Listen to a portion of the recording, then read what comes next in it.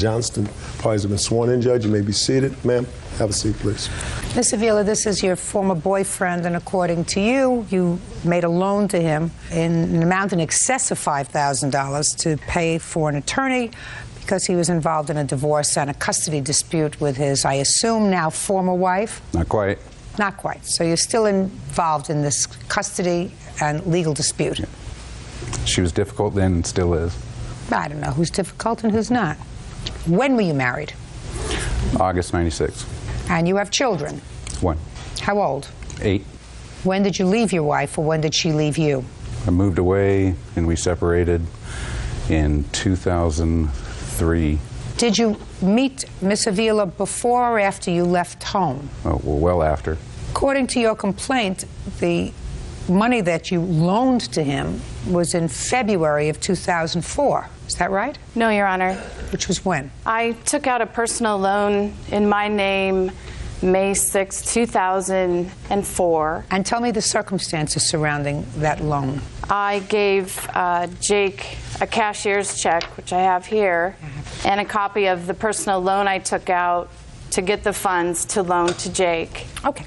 Tell me about the discussion that you had prior to your executing this personal loan with regard to what the money was needed for and whether or not you would, in fact, take out a loan and lend him the money. Jake's ex-wife had filed for divorce in February, so he had 90 days to respond to that, and he was running out of time.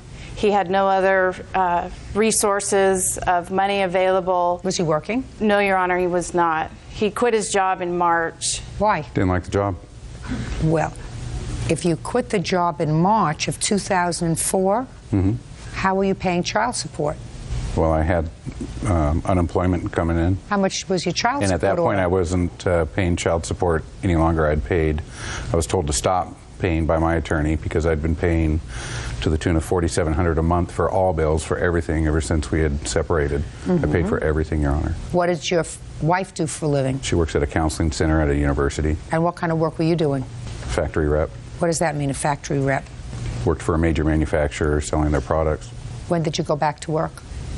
October 10th is when was my hire date. So you had no more money in May of 2004, and you needed money for divorce. Correct. So tell me about the discussion that you had with Miss Avila. Were you living together at the time? We weren't living together. I always kept my own place. I stayed over at her place quite a bit, though. Okay, so tell me about the discussion that you had with her. We went through a lot. I don't. Listen. Initially, I got things to do. I'm not interested in your personal matters. I want to know what you said to her and what she said to you about the money. Okay. I had done a lot for her, and she felt that she wanted to repay me back with the gift. Don't tell me what she felt. Listen to me. First, I want to know what you said to her.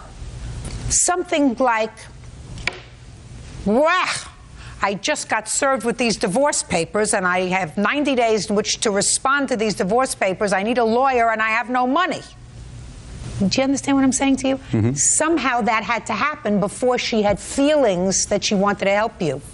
She had to know about the service of the papers and that you needed money for a lawyer. Do you understand? Yes, I do. So let us start with there. Okay. Good. She was witness to me getting the papers, and she knew I was trying to Don't tell me what she knew. She was a witness to you being served? Correct. Where were you served? At my place of employment. You mean she was picking up for lunch? What was she doing there when she was a witness to you? I brought the papers over to her house that evening. Then she wasn't a witness to you being served. You see, you got to be very careful what you say to me. She was not a witness to you being served, sir.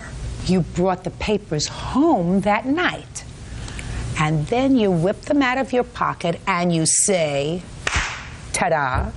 I got served today. Ah, there you go. I got served today. And she said to you, what are you going to do about it? And you said to her, I'm going to try and get the funds from a family member or possibly a loan. What family member was going to loan you money? My sister. Did you ask your sister? No. Why not? Hadn't got there yet. And she said to you? She asked what I had done, and I looked into getting my own loan. Unfortunately, my wife at the time had scrapped a lot of our credit in the meantime. So you were prepared to take out your own loan because you knew you had to have a lawyer, right? Yep. But for the fact that your ex-wife, or your wife, soon-to-be ex-wife, who she didn't know at the time, right? You didn't know her at the time. Not personally, no, Your Honor. No. But for the fact that she had scrapped your credit, you would have been able to get a loan and thoroughly anticipating paying it back. Sure. Of course.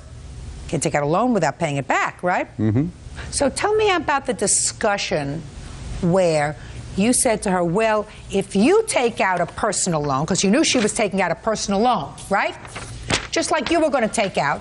What are you looking at me like I'm talking a foreign language? I'm still talking English. I'm still talking English. You know, the concept isn't very hard.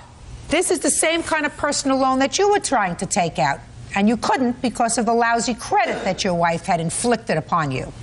Almost. I was going to take a second against the house, pay off all of our debt so that neither my ex-wife or myself were in debt. And well, she wasn't going to allow you to do that. Listen to me. She wasn't going to allow you to. I know I gave you a minute to think, but you're not an idiot. I don't think you're an idiot. So your ex-wife is not going to allow you to take out a second mortgage on the house in order to pay for a lawyer to fight her. That would be very dumb. And your soon-to-be ex-wife doesn't sound like she's dumb. Judge Judy continues in a moment. I wanted my space. I didn't think she was the right one to introduce to my daughter. And what'd you take her money for? We had spent some time. Why did you take her money? And later today, according to your answer, you said that when he said to you, you have to pay me for this job, you said to him, I said, are you kidding? I've been supporting you for a year and a half. Right on! Real cases, real people. Judge Judy. Junelle Avila says ex-boyfriend Jacob Johnston owes for a loan to hire a lawyer. Jacob claims Junelle offered the money. How many payments did you give her on this loan? I don't remember making any payments to her. How many payments did he make? One, Your Honor. When? The first payment due July 5th, 2004. He paid me. That sound familiar to you, sir? I remember giving her $200 because she was tight.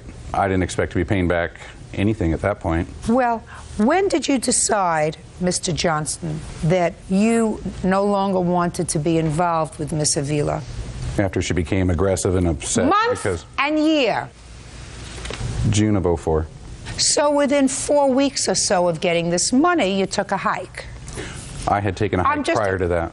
Tell me about that, sir. We spent a lot of time up until the end, together up until the end of '04. Listen to me. I had... May of '04, you took the check, paid for the lawyer. Mm-hmm. Listen to what you're saying to me, sir. Be very, very careful, because you said to me that you were served with the papers May 6th.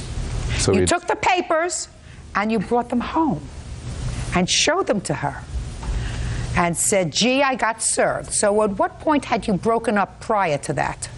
Okay, so at the end of '04, December, I had stopped spending nearly as much time with her and told her that I needed more space, and I didn't. Well, what was June of '04 that you just told me about, sir? '03. Shh. Or '03, excuse me. I'm sorry. Thank you for correcting me. We weren't spending nearly as much time. You're talking about in December of 2003. Mm-hmm. Go ahead. I wanted my space. I didn't think she was the right one to introduce to my daughter. Then what'd you take her money for? We had spent some time. Why did you take her money? Because I'd helped her out through a lot of difficult times, and she asked if she could give me the money because of all the help I had given her. Is that right? No, Your Honor. See, I knew I was going to let you talk. Let's talk about character. You're not supposed to use people, Mr. Johnston. It's never my intention to use her. It was.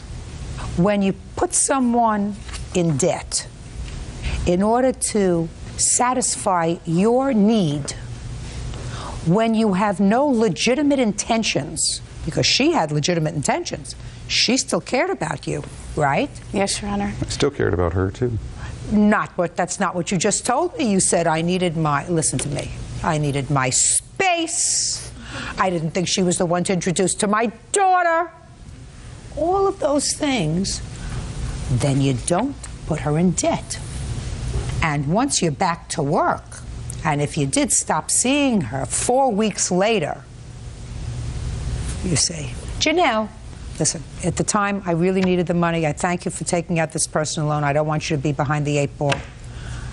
I'm going to pick up the payments because I had thoroughly intended to take out a loan myself to pay a lawyer. And since I couldn't get the credit, you were great to help me out. But I'm going to take over the payments. We're no longer together. We're not related to each other. I'm not going to see you anymore. I'm moving on with my life. I don't want you to feel as if you've been put upon. Do you understand? Mm-hmm. That's being a moral person. So I wouldn't allow you to represent toilet paper, sir. Because that's what I think of your moral character if you stuck her with this loan. Judge for the plaintiff in the amount of $5,000. That's all. Thank you, Your Honor. Parties are excused. You may step out. Perhaps he had no money to repay since he wasn't working. You know, can't get blood out of a turnip. It comes back to some of those personal issues that I'd rather not bring up. Ladies, if you see this man coming, hang on to your money and run the other way. And now the next case. All parties in the matter of Hansen versus Fagan, step forward, please. Plaintiff Norman Hansen is suing his ex-girlfriend, hairstylist Lisa Fagan, for the cost to renovate her salon. Norman claims he did the work and was never paid. Mr. Hansen, you and the defendant lived together for a period of time in her home, and it is your claim that while you were together, you did work for her in remodeling her salon. Is that a beauty salon? Yes, ma'am. And there was an agreement that she would pay you for that remodeling work. You finished the work. She didn't pay you. True. That's your claim. How old are you, Mr. Hansen? I'm 58 years old. And when did you move into Miss Fagan's home? Probably about a year prior to... What year did you move into her home? 2003, end of 2003. How long had you known her before? About 20 months. And how long did you live with her? Approximately a year, a little less, on and off. What do you mean on and off? Well, whenever she'd go out and meet somebody else, she'd give me the boot, and then he'd leave her, and she'd call me back. And that's the And way you it went? Yes. You weren't living with her. Where were you living? I had my own home in Interlaken, about 40 minutes away from her home. For most of the year, however, you lived with her. It was more convenient to live with her so I can get the projects done that she wanted done than having to travel back and forth. And plus, I'm disabled, and I'm on a fixed income, and it's easier to move in and save money than go back and forth every day.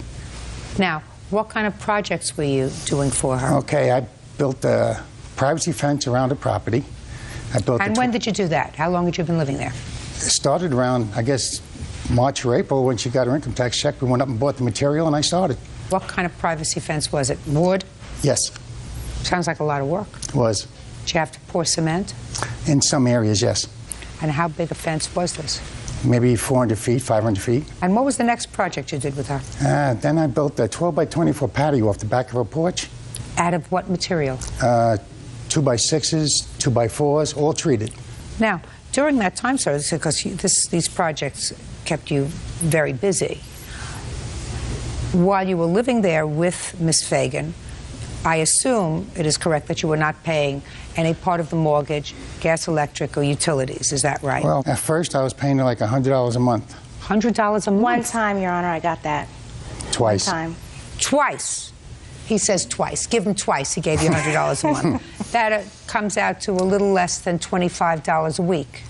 Is that right, sir? Yes, sir. Yes, ma'am. So we know that that's not really supporting yourself. No. Now, what was your main job, Mr. Hansen? In the salon? No, your main job. How do you support yourself? You're 58 years old. I'm on disability. What's the nature of your disability? I had a broken tailbone. That's the nature of my disability. I got a broken tailbone. Well, what does the broken tailbone disable you from doing? Almost everything up to about 3 years ago. And I... Just a second. If you're building 500-foot fences... Yes. And putting in 20 by 30 patios... Yes. And single-handedly remodeling a salon... Mm-hmm. I want to know, are you disabled from building skyscrapers? Are you disabled from building bridges? He's lying, Your Honor, to get money from the government. That's what he's doing. Well, I'm trying to figure that out, Miss Fagan. I don't believe You this. get disability from whom, sir? I get it from the government. How much do you get? I get $5.79 a month. And when did you start to collect that? 94. But now you're not disabled anymore.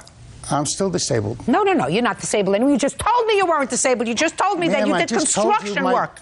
With exercise, I go through a lot of pain and suffering, but I'm able to walk. At times, I had to use a cane. I used to have to use crutches. I worked myself off of that. Good. Well, that's good. That's wonderful. Get a job. How come you don't tell the government you don't need their charity anymore, sir? It isn't charity. Sure it is. When the bad weather comes, I can hardly move around. It changes like the weather. My goodness gracious me. It might seem like right now, because it's nice and dry, everything's fine, but I still got pain. I still got to walk with it. That's life, Mr. Hanson. As we get older, we get aches and pains. But if you can build a 500-foot fence and a 20 by 30 patio and remodel a salon, you should not be getting money from the government because you're disabled. Now, when you told her you wanted money for this salon, and you were living together at the time, sharing a bedroom, I assume, what did she say to you? She come out and asked me in her house do I think I could do that concrete building, renovate it and convert it into a salon. I said, sure I can. Sure, as long as the weather's dry. Just a minute, Okay. not when it's raining. Did you say to her, sure I could do that, but I can't work when it's raining? It's harder when it's raining. Go ahead, keep going. Okay. She asked me, how much do I want to do the job? I said, well, make me an offer I can't refuse. She said, $15 an hour. I said, okay, let's go with it. And that's what we did. I'm listening. Where do I begin? What would you like to know? No, just say to me, when he said, why don't you, according to your answer, you said that when he said to you, you have to pay me for this job, you said to him, I said, are you kidding? I've been supporting you for a year and a half. right on! No, you and the government had been supporting him. The only one who wasn't supporting him is said, Mr. Hanson, you're 58 years old. It's time you grew up, sir, and decide, I am a human being. I am a man. I have a responsibility to take care of myself. Not the government, not Miss Fagan, not anybody else. Get a job, call the government and tell them you no longer need their disability, because certainly we're going to send them a copy of this tape and let them know that you no longer need any disability, Fine. Mr. Hanson. And get a job and take care of yourself. It's time, sir. Otherwise, you'll never know what it's like to be independent, and then you're going to die. Do you understand? Your case is dismissed. That's all. Versus Snow. Parties have been sworn in. You may be seated. Ladies, have a seat. Mr. Keaton, according to your complaint, sir, you are a property owner. You own a home. Yes, I do, Your Honor. And on your property, amongst other things, there's an avocado tree. Yes, Your Honor. I'm a city girl. I didn't even know how avocados came, whether they were hatched or grew on a vine, but now I know. Avocados are generated in trees. Correct. According to what I read, Mr. Snow here was stealing your avocados. That's correct. Shh. No. You have to be quiet. Was stealing your avocados, and during the course of this altercation, he assaulted you. Yes, he did. And injured you. Correct. You want to be compensated for that. That's right. For that injury. Mr. Snow, while he acknowledges that he was stealing your avocados, sort of, says that you provoked this incident by throwing one of the avocados at his girlfriend who was sitting in the truck. Now, Mr. Snow, I'm going to start with you. You were, in fact, taking avocados from a tree that belonged to Mr. Keaton. Yes, Your Honor. I would like you to describe to me how you were doing that. I actually was driving down the street, and I pulled up under the tree, which actually hangs over the street. I have pictures I could show you as well. Where are they? They're right here, Your Honor. Good. What were you driving down the street in? A Dodge truck. Where were you going? I take care of a mentally disabled person. I was going down to just acquaint with him and take him out to breakfast. Where does he live? About 8 houses down from Mr. Keaton. So you pass this property regularly? Yes, ma'am. And how many times have you taken property from Mr. Keaton? Your Honor, I took it one time prior. I had taken avocados, and how many did you take? I'd say around 20, 25. What did you do with them? Made guacamole, Your Honor. Well, you took them because... You took them because you felt that you were entitled to take them because the branches hung over into the street. Is that what you're telling me? Somewhat, Your Honor. It was really easy for me to stand in the back of my truck. I didn't get out and climb into his tree from his property. I merely parked my truck in a legal manner and stood in the back and reached up and picked the avocados. Okay. Did you know it was the wrong thing to do, sir? Yes, I did. Very stupid. So you knew it was stupid? I knew it was stupid. And you knew it was wrong. Now, on what date did this altercation take place, Mr. Snow? Ma'am, I don't recall. Mr. Keaton? I know exactly the date, Your Honor. February 29th, 2004. It was a Sunday morning, about 10:30. Now, you were going to see this person that you take care of? Yes, ma'am. On your way there, you decided to stop by and get some avocados? It was a rather spontaneous event. I just kind of was driving down the street. I saw him up there, was thinking guacamole. Didn't think it was much of a big deal. I didn't think it would blow up into this and get us out of control as it did. But you didn't just take 1 or 2 avocados, Mr. Snow, did you? No, I think I probably had about 20. Tell me how you got them. I pulled under the tree and stood in the back of my truck and I was pulling them off. And I had actually, there was a branch hanging down so low that I climbed up into the tree. This time you actually... So yeah. This time you actually trespassed... From my truck, I grabbed a branch and I climbed into the tree and I was picking them off and throwing them onto his grass, actually. Now, Mr. Snow, let's say you're walking along the street and you can pick your hand up and you can pull down an avocado. Still, it belongs to somebody else, but you're taking one. But you didn't take one, you were a pig. Yes, ma'am, I was a pig. Oh, yeah, I can't even walk up a sweat with this guy. Perfect. Happens sometime. Yeah, I know. Okay, so you're home and you hear something going on outside. You walked outside. What did you see, Mr. Keaton? Well, actually, I didn't hear anything outside. I had a job to do for a friend across town. I was going to cut some tree roots out and remove a stump for this lady. This is not particularly germane to the case, what you were going to do across town? No, but it's setting up the point that I'm walking to my truck with my tools to put into the truck. His truck was partially blocking the driveway with his passenger sitting in the front seat. And as I decided, well, I better ask her to move the truck, it started raining avocados from my avocado tree. And that's when I noticed Mr. Snow in the top of the tree, but I'd say at least 16 to 20 foot high into the tree, standing on branches, leaning on others, picking avocados as fast as he could. And at one point, I thought it might be necessary to retrieve his license plate number. By the time I got to the back of the vehicle, he was coming thumping down onto the grass, jumped out of the tree. How far he jumped, I have no idea. I'm surprised he didn't hurt himself. But I indicated that he had not seen or paid attention to my 3 no trespassing signs. What did you say to him? I told him to get the hell out of my tree. Okay. And if you would like to see some of the signs that I have here that depict what was right in line with the cab, not only of where he parked or where his passenger was sitting, they're clearly marked. Keep off the tree. Keep going. And then at that point, he did offer $3 for... No. So far you told him to get out of your tree, and he did.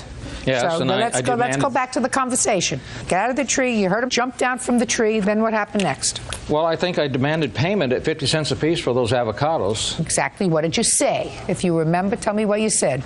I know I asked him for 50 cents a piece for the avocados. He did bring his wallet out and says, I can offer you $3. That's all I have. I says, you've really picked more than you can afford to pick. And I think maybe this is time where you should meet the sheriff department. Well, he slowly bent down and decided, well, I'm going to pick your effing avocados, old man. What are you going to do about it? Is that what he said to you? Absolutely. Is that what you said to him? No, ma'am. Judge Judy continues in a moment. He didn't hit your girlfriend. Yes, he did. Bull. Bull? Bull. That's exactly what I said to you. As bull? Bull what? As in baloney. Real cases, real people. Judge Judy. Kenneth Keaton says he was assaulted by Dustin Snow after he caught him stealing avocados from his tree. Go ahead. And there's no way I jumped 20 feet out of the tree. Okay, so you jumped out of the tree because you knew you were doing something wrong. I knew I was doing something wrong, Okay, so I so got you down to jumped out. confront him, and I was very rational and patient with him. I said, okay, I'm sorry about this. I said, well, what do we do here? Because I don't want any trouble.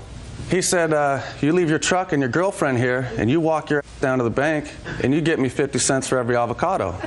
Well, so far he didn't know that you didn't have enough money to pay him. Well, so he didn't know. He didn't know. Yeah, this was. No, just a second. About 15 minutes. Just a second. So you must have taken out your wallet and went to give him some money, and said, "This is all I have." Yeah, because I didn't want any problems. Just a second. Yes, ma'am.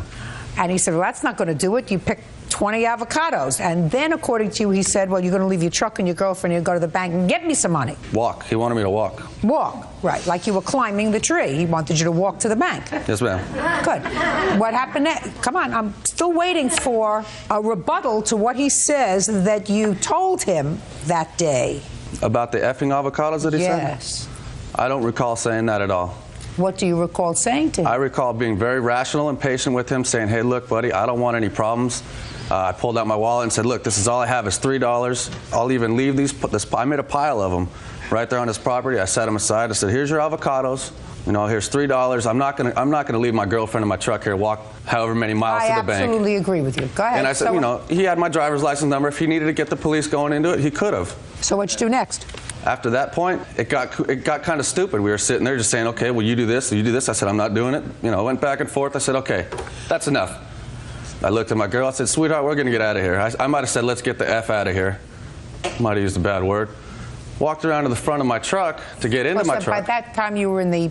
we were on his front lawn. I put the avocados in a pile. You walked to get into the driver's side of your truck. Right, I went around the front of my truck. Did you open the door? Yes, I just got to open the door. And where is he? He is sitting directly point blank in front of the passenger, which is my girlfriend. Okay, so he's sitting there. Oh, not sitting, standing. He's standing. Right in front of the pile of avocados that I had made for him. Okay, good. And you had the door open. And I said, this is enough. This is stupid. He's got our license plate. He can call the police and make a report if he wants. Fine. We're out of here. And we're out of here. Keep going. And then as soon as I went and opened my door, I hear loud thumps. And I look across, and I kind of look through the console of the car.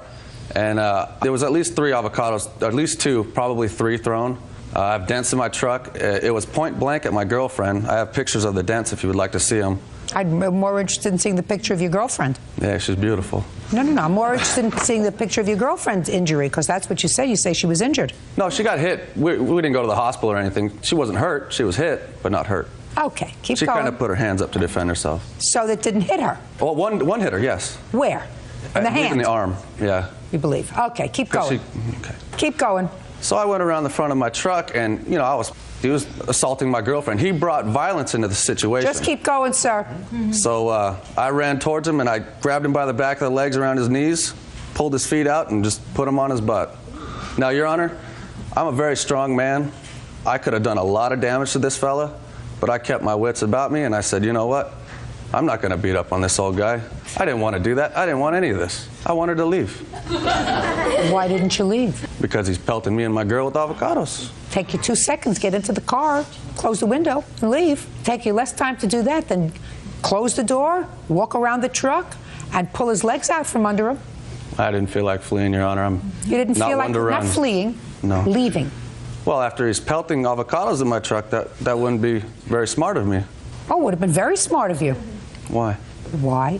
I usually don't answer questions, especially questions that are stupid, but I'm going to answer your question, sir, because according to what you just told me, this situation that was instigated by your criminal activity had begun to escalate into violence. And smart people, when they are faced with a situation of escalating violence, extricate themselves from the situation. Do not put themselves into the situation with gusto. Most people don't, but I did. Then you're responsible for his injury, sir. Even though he started with the violence. He didn't start it, sir. You broke the law. You trespassed on his property. And to be quite honest with you, Mr. Snow, he didn't hit your girlfriend. According to you, according to what you said in your answer, which is different from what you're saying now. You said he threw one through an open passenger window from point-blank range and hit my girlfriend. Yes, he did. Bull. Bull? Bull. That's exactly what I said to you. As bull? Bull what? As in baloney. You did the wrong thing, and you're a smart aleck. No, I admit to doing the wrong thing. Twice. Not once, but twice. Because aside from committing a crime, it's not a major crime, but you were a pig. Because if you wanted to go to this handicapped person's house that you were taking care of and bring him an avocado, then you take 2 avocados, maybe 3. You don't climb up. You ever made guacamole, Your Honor? You need several. Listen to me. I allowed you to ask me one question, which I answered. You only get one opportunity.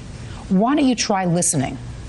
Your activity that you acknowledge you knew was wrong precipitated an incident and somebody else was injured. Not her. Not her.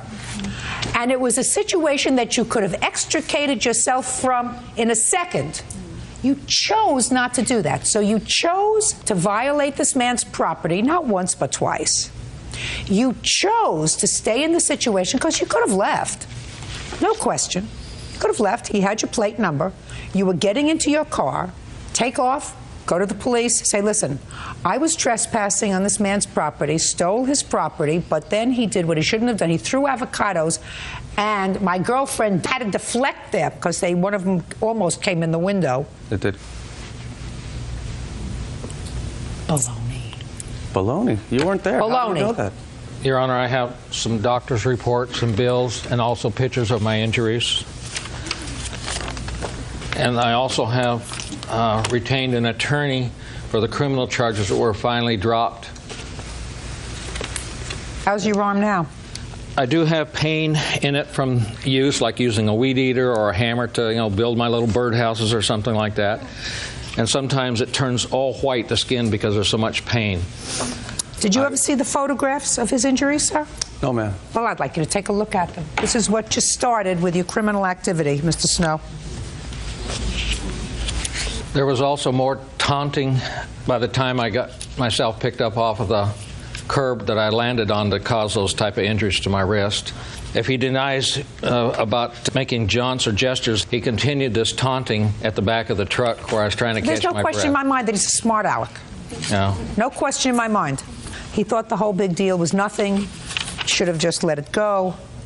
How long have you been with him? 2 years now. Mm-hmm. Your Honor? Yes. There's also police reports that go into his past where it was still on probation at the time he did this assault on me, to where he had probably on probation for aggravated assault anyway. Is that true, Mr. Snow? No, ma'am. Were you on probation at the time of this incident? No, ma'am. Not to my knowledge. What does that mean? Had you been convicted of a crime? No. Well, then the answer would be absolutely not. You couldn't have been on probation or parole because you've never been convicted of a crime. Correct. Is that right? Yes. You have proof to the contrary, Mr. Keaton? Yes, here's I'd just like to see it with regard to his credibility. The Department that probably would make a lot more sense to you, and you can find what you're looking for. Let's take a look. There are several pages of different arrests and court cases that's been settled. I'm sorry. Well, he's got a problem with alcohol. How many DUIs do you have, sir? 1, Your Honor. Convicted? Yes, ma'am. Well, what do you think a DUI is? Driving under the influence. It's a crime. And you were sentenced to 3 years probation. How long ago was that? Why are you asking me questions? What difference does it make? I said, well, you want probation? You I don't know. I don't think so. Not to my knowledge. Were you ever convicted of a crime? No. Well, then you couldn't have been on probation. Well, I believe it was 98. That's why I asked you that. What difference does it make, sir? You're you said playing 3 with years. me. You said 3 years, correct? You're playing with me, sir. I asked you if you were ever convicted of a crime. You were convicted of battery, misdemeanor battery. 3 years probation, 1 day in jail. Remember that? Yes. When was that? I don't recall the date. You had arrested as a juvenile too, Mr. Snow? I don't recall.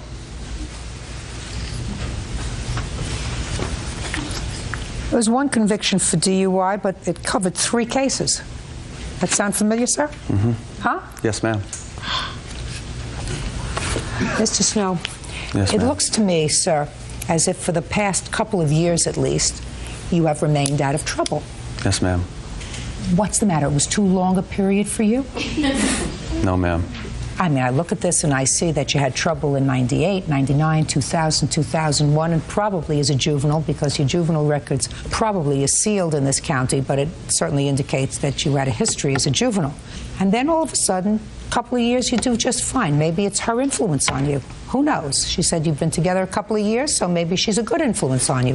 What would prompt you to do something so stupid, sir? Guacamole. Well, that's pretty stupid. That's what I say. That's pretty stupid. Then Very I would stupid. think twice, madam. If his love for vegetables It's a fruit, Your Honor. if his love for fruits and vegetables interferes with his good judgment, then I would think twice about hooking my star to his wagon. Checking for the plaintiff in the amount of $5,000. That's all. Thank you. Thank you, Your Honor. Parties are. Yeah, this is case number 117 on the calendar in the matter of Pels, Cadell versus Kuhn. Parties have been sworn in. You may be seated. Ma'am, have a seat, please. What's your first name? Jamie. And yours? Margaret? You're a mother. Yes. You're Miss Peltz? Yes, I am. Miss Peltz, you gave your daughter $500 in cash because there was an outstanding warrant for her, she thought, for back child support. Correct. She has children who are in the custody of who? The biological father. She can speak. Oh, I'm sorry. Yeah, the biological father. And how many children do you have? 5. How old are you? 28. Are all 5 children with the same father? No, Your Honor. Where are the 5 children? When I got pregnant at 13, and I gave birth at 14, and I had 2 children by the age of 16. Where are those 2 children? One is with the adoptive father. My other child was murdered when adopted out. At what age? 2? Okay. How many children are with their father? 3. And you have a current child support order, is that right? Yes. Okay. You fell behind in your child support? Yes. Your mother gave you $500 so you could turn yourself in, according to you, and get the warrant lifted. According to your complaint, Mr. Kuhn got possession of this money order and didn't give it back to you. So you want that $500, and you also claim he has your property, clothes, pictures, etc., that he refused to return to you when he kicked you out of the house. You want a total of $1,200 from the defendant. Mr. Kuhn says he never took your $500. You have your $500. That you have a drug problem, that's probably what you used it for. And as far as your property is concerned, he boxed it all up, put it on the porch. He has no idea what happened to it. That's correct, Your Honor. Okay. Mr. Kuhn, how old are you, sir? 48, I'm sorry. So you're 20 years older than Jamie, is that right? Yes, that's correct. The 2 of you lived together for a period of time? Uncross your hands, sir. On and off for 3 years. Do you work? Yes, ma'am. Does she work? No, ma'am. Did she work during the 3 years you were together? Not one day. So you were taking care of her and supporting her? Yes, ma'am. Okay. Any of her children lived with you at the time? No, we fought tooth and nail to try to get some of these children back for her, but that was to no avail. Oh. Tell me, Jamie, about this $500 money order. My mother gave me $500. Why? And I turned it into... Why? Oh, I'm sorry. For my child support, there was a bench warrant that was issued, so I had, instead of paying $160, I had to pay $500 to get it dropped. Why didn't you pay the child support? I wasn't working at the time. Why not? I've had medical problems that have kept me from working. What and kind of also, medical problems? I had severe hemorrhaging that went on for months. Not only that, Mr. Kuhn was also very controlling in our relationship. None of that's true, Your Honor. Okay, so let's get back to the $500. Your mother gave you $500 in cash, right? Go ahead. Yes, ma'am. Go ahead, I'm listening. Actually, I had the $500 turned into a money order, which I have the receipt. Good. I'll take a look at that. So she gave you the $500 in cash. You got a money order. Who told you to get the money order? I wanted to because I wanted to make sure it went to the child support. I didn't trust Mr. Kuhn because of his drug problem. Just a second. No, Mr. Kuhn. I'm sorry, Your Honor. Okay. And go ahead. We did go to turn myself in, and they said that they couldn't find any warrants on me, that I would have to go over to city. It wasn't a matter that I could take care of at that point. It was a Friday, so I wanted to contact my attorney the following Monday to find out what I needed to do to resolve the matter. I ended up going out of town with Mr. Kuhn to Fredonia. He had some work out there to do, and the $500 money order went with us both. Yes. Upon coming home from Fredonia... Which was when? The Friday following. So you were there for a week? Yes, ma'am. Yes. Go ahead. When we had returned home, actually it was Mother's Day. I had run some errands and came home with dinner, and since I wouldn't make his dinner plate, he proceeded to tear up the house and throw objects at me. Not true, Your Honor. I'm going to get to you, sir. Uncross your hands. Go ahead.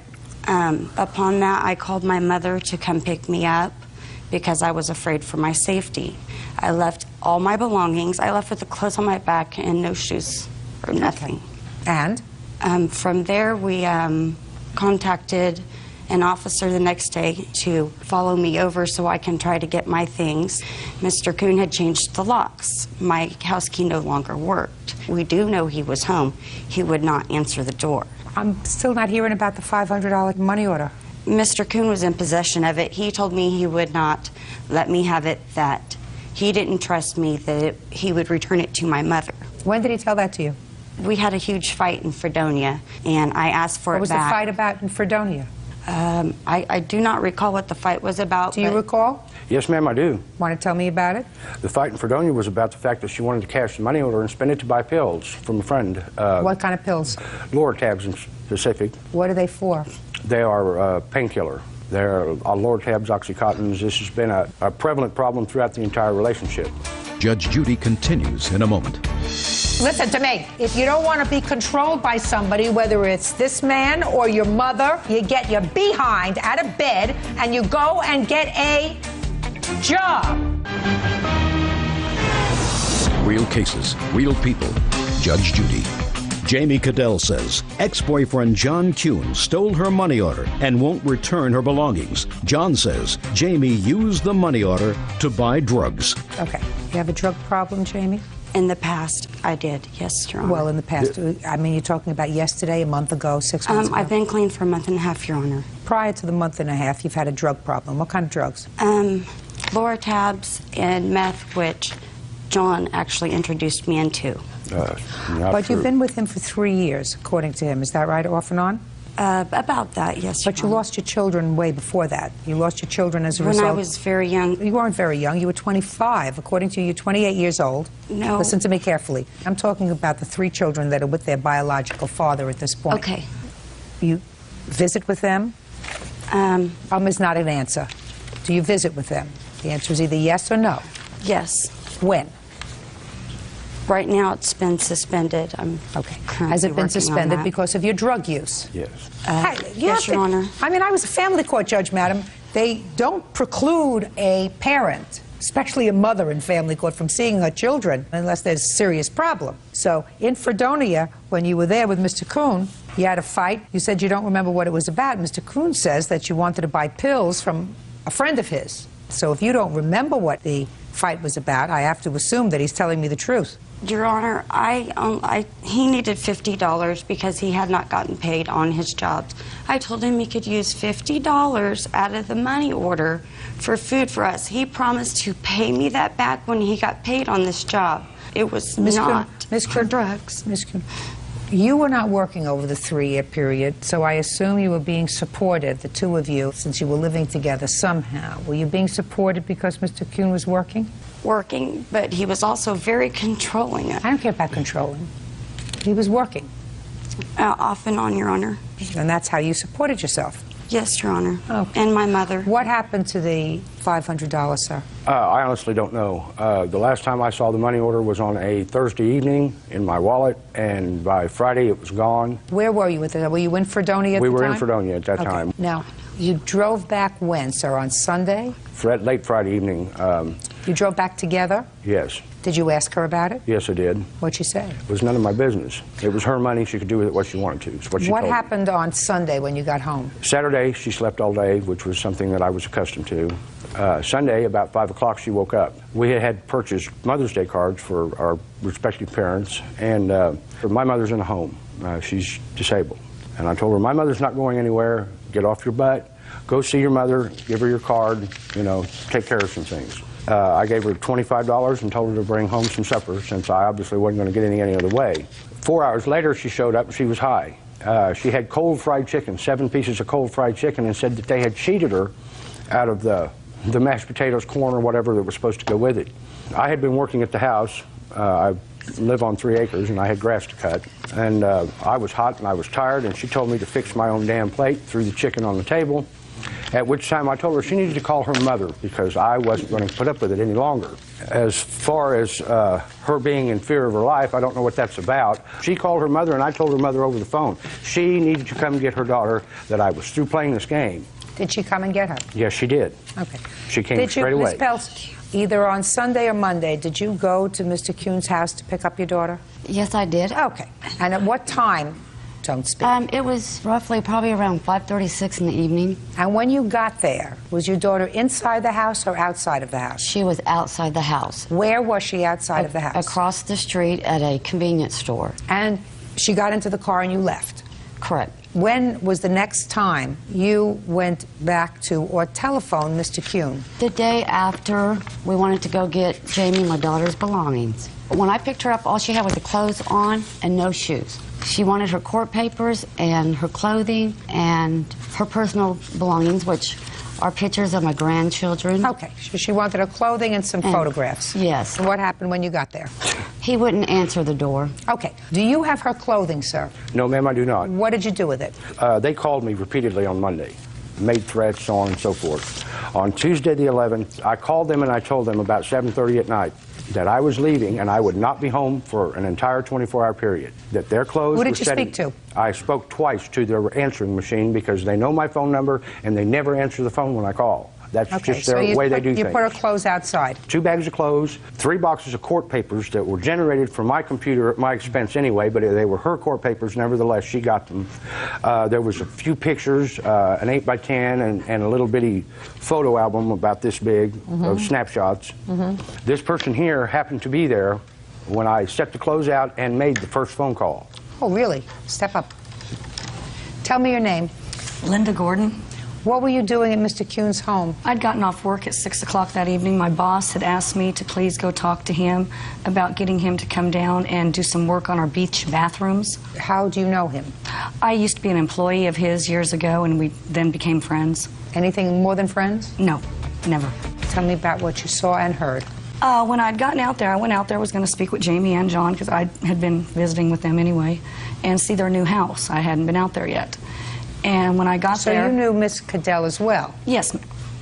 When I got there, John was in the middle of, packing some things up, and I had asked what was going on. He said she was leaving, and he would be more than happy to come in and give that bid, but he had to get this done first. I actually helped him pack some things. And it was approximately 7:30 to 8 o'clock or so when he did call and say he had packed them, put them out back in a breezeway in a little alcove so they wouldn't be bothered by the weather. And I proceeded to go back into Wichita. He said he'd meet me there. Is there a key that's required to get into the breezeway? No, ma'am. No, ma'am. And you heard him make that phone call? Yes, ma'am. Is the breezeway shielded from the street so that you don't see it from the street? You cannot see anything from the street. It is a garage breezeway behind the house. There's no way it can be seen. Nobody knew the clothes were there except her and I. Your Honor, I have a PFA against him because of the incident that took place. Let me see. This is the second PFA I've had to take out on him, Yes, the Your first one Honor. she dismissed. I have evidence here that she dismissed the first one when I paid her child support again. Your Honor, he's bounced a lot of checks. What? I'm sorry. He bounces a lot of checks. He wrote a hot Listen, check to her. Madam, I don't know why somebody who's 48 years old, who is seemingly a responsible guy, who has a job, who has a business, takes up with somebody 20 years his junior who's a drug abuser. I don't know why somebody who's, rap tight does that anyway. I think that there's something wrong with him. I don't want you to get me wrong. I think that anybody who does that is looking to control somebody else because that's the symbiotic relationship that you enjoy. You're a drug abuser, unemployed, got 5 kids. I'm speaking. He pays your child support, he takes care of your bills, and he has the ability to say to you, prepare a plate of food for me. Listen to me. That's the dynamics. If you don't want to be controlled by somebody, whether it's this man or your mother or any of the other fathers of your children, what you do is you get your behind out of bed and you go and get a job and support yourself and pay rent and pay food and make a car payment and pay insurance and take care of yourself. I have no sympathy for you. And I have no idea where your $500 is. I have no confidence that he didn't spend it, but I have equally no confidence that she didn't take it out and buy pills. You hearing me? Yes. Good. I have a tracer on that. We're Good. having it So, traced show on just a it. second. If you have a tracer on it, do you have proof? Okay. If you have a tracer, do you have proof that he cashed this money order? No, I've been waiting for it in the mail. No, Listen, I don't care don't. what's in the mail. Listen to me very carefully, madam. If you have a tracer and if you're able to show me that he cashed the money order... It's on that paper. On which paper? The very first one that he given you. Yes. Show me where it says that he cashed it. No, back behind there is a tracer on the money order, and I'm waiting for the name. Well, what does that do for me? What does that do for me? I'm the fact finder. The tracer could say she cashed it. The tracer could say he cashed it. John, put your hand down. The tracer could say the drug dealer cashed it. It's a money order. It's a blank money order. Do you understand? I understand Okay, that. so I have no confidence that your daughter didn't take that money order, just like a person who's involved with drugs steals. Do you understand? I understand, but he Good. has a drug problem. Listen to me. Listen to me. Listen to me, madam. I'm listening. Mr. Kuhn. I'm sorry, Your Honor. That's just hilarious. Don't laugh. You're irritating me. I mean, as much as she is, you're irritating me. I'm sorry. Okay. I don't know where your $500 is, madam. I don't know whether your daughter took it or Mr. Kuhn took it. It is just as likely that she took it and spent it on pills as he took it and did something else with it. Do you understand? I understand. Very good. Put your hand down. As far as her property is concerned, I believe this witness that he packed up the property and put it in the breezeway. I believe that he did that. And I don't know who came and got it. I don't know whether she came and got it or you came and got it and you think you're going to put one over on me. I guarantee you're not. Now, you have a counterclaim, sir. Yes, I do, Your Your Honor. counterclaim is that you voluntarily paid her child support payments. Correct. $1,200. That's right. That's real nice of you. So why are you bothering me with it now? Because I was promised that I would be paid back this money, and I can document the fact that I have paid. I have received. Oh, I believe that you paid, sir. I believe that what you were doing is you were supporting Jamie. I was keeping her out of jail. She went to jail 5 times. Listen to me, Mr. Kuhn. All you have to do is say, I'm leaving. Do you understand? Or you're leaving. Do you understand? I did. That's all you have to do, which is what you did. But then you can't come to court and sue for money. You paid her child support because you were living together and enjoying her companionship, whatever that was. You don't come to court and sue for it now. Do I make myself clear? You knew she wasn't working. You knew she had no capacity to pay you back. She was supposed to get a job. Well, she didn't, and she didn't in 3 years. That's correct. Right, good. So your counterclaim's dismissed. It was not a loan.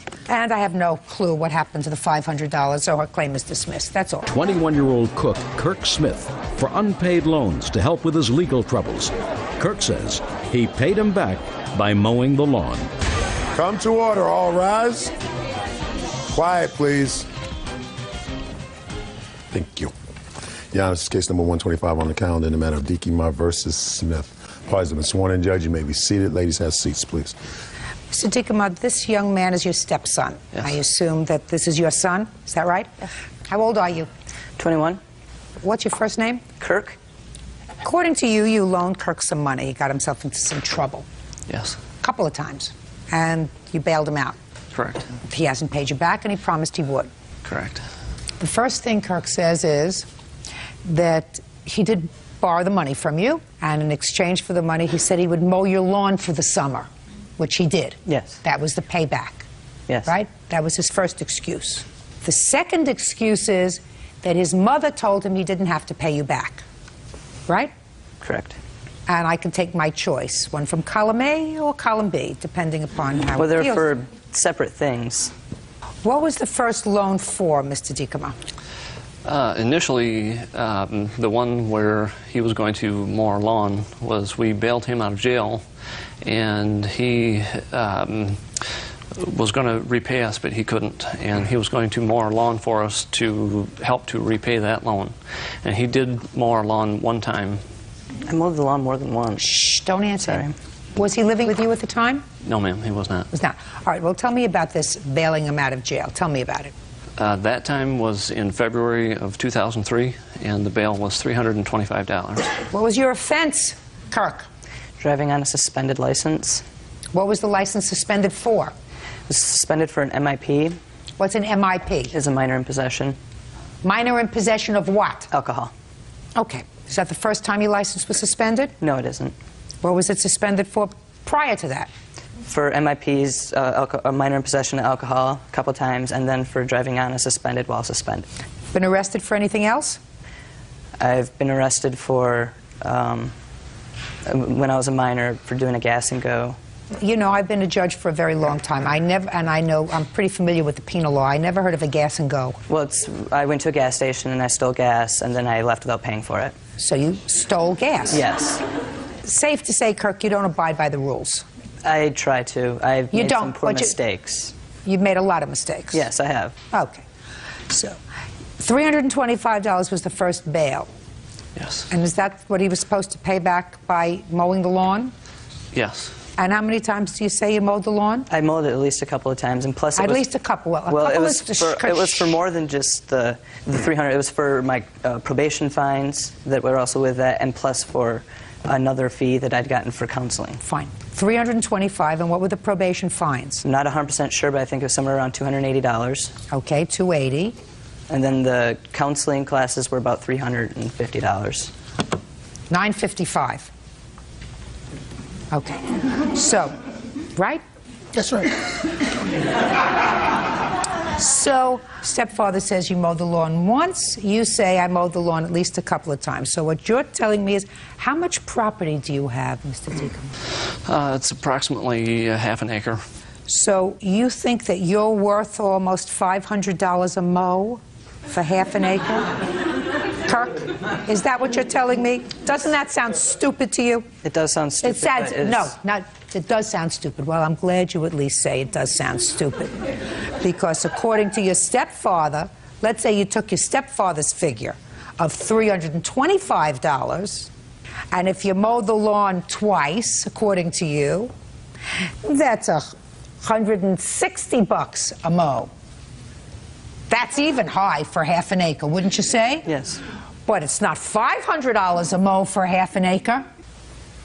So you see, what I'm trying to get across to you, Kirk, is if you think that you're going to second guess the answers to these questions, don't do it. I'm not just second guessing. Yes, you are, sir. Okay. Because I just made you look very foolish, which wasn't your intention, I assume. No. Is this your girlfriend? Yes. So I assume you don't want to look like a fool in front of your girlfriend. No. Did he just look foolish? I suppose. You wouldn't think he's worth $500 to mow half an acre, would you? I don't have a half an acre. You know what half an acre looks like? Yes. You think that that's a lot of money to mow half an acre? Yeah. Yeah, unless he cuts it with the tweezers.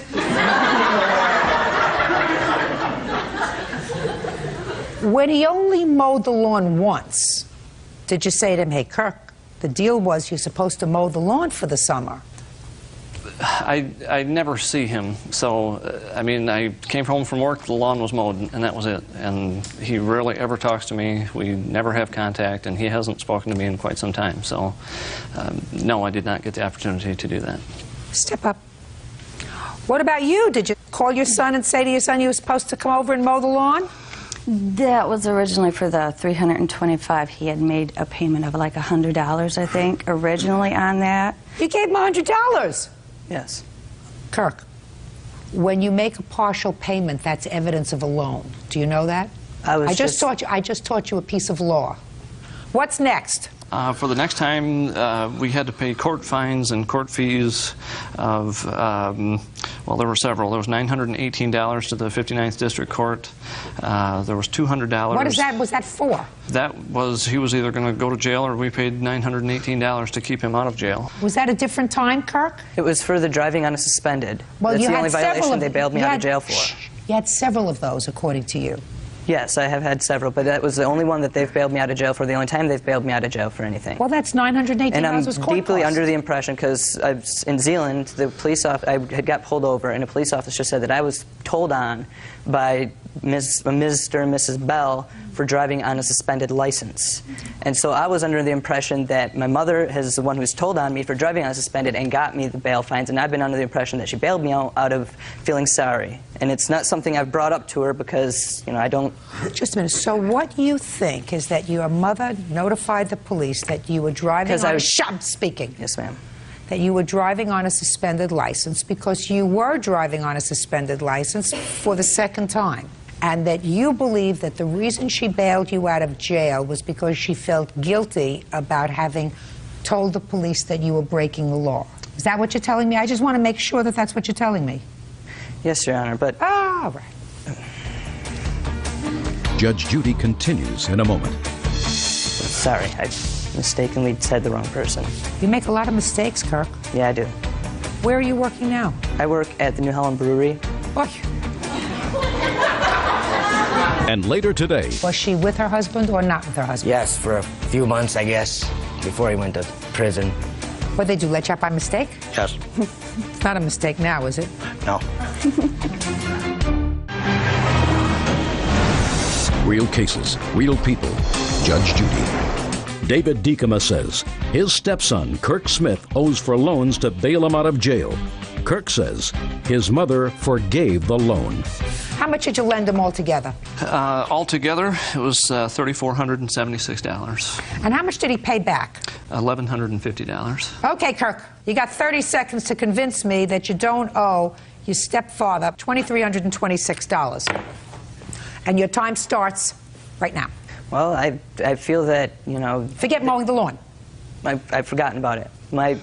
They haven't been, you know, done much for me, and this time that they helped me out, they told me, it wasn't my mom that told me I didn't have to pay it, it was Dave. He said, you know, don't worry about it, you know, get yourself on track and all that kind of stuff. And that is why I feel that I don't owe that.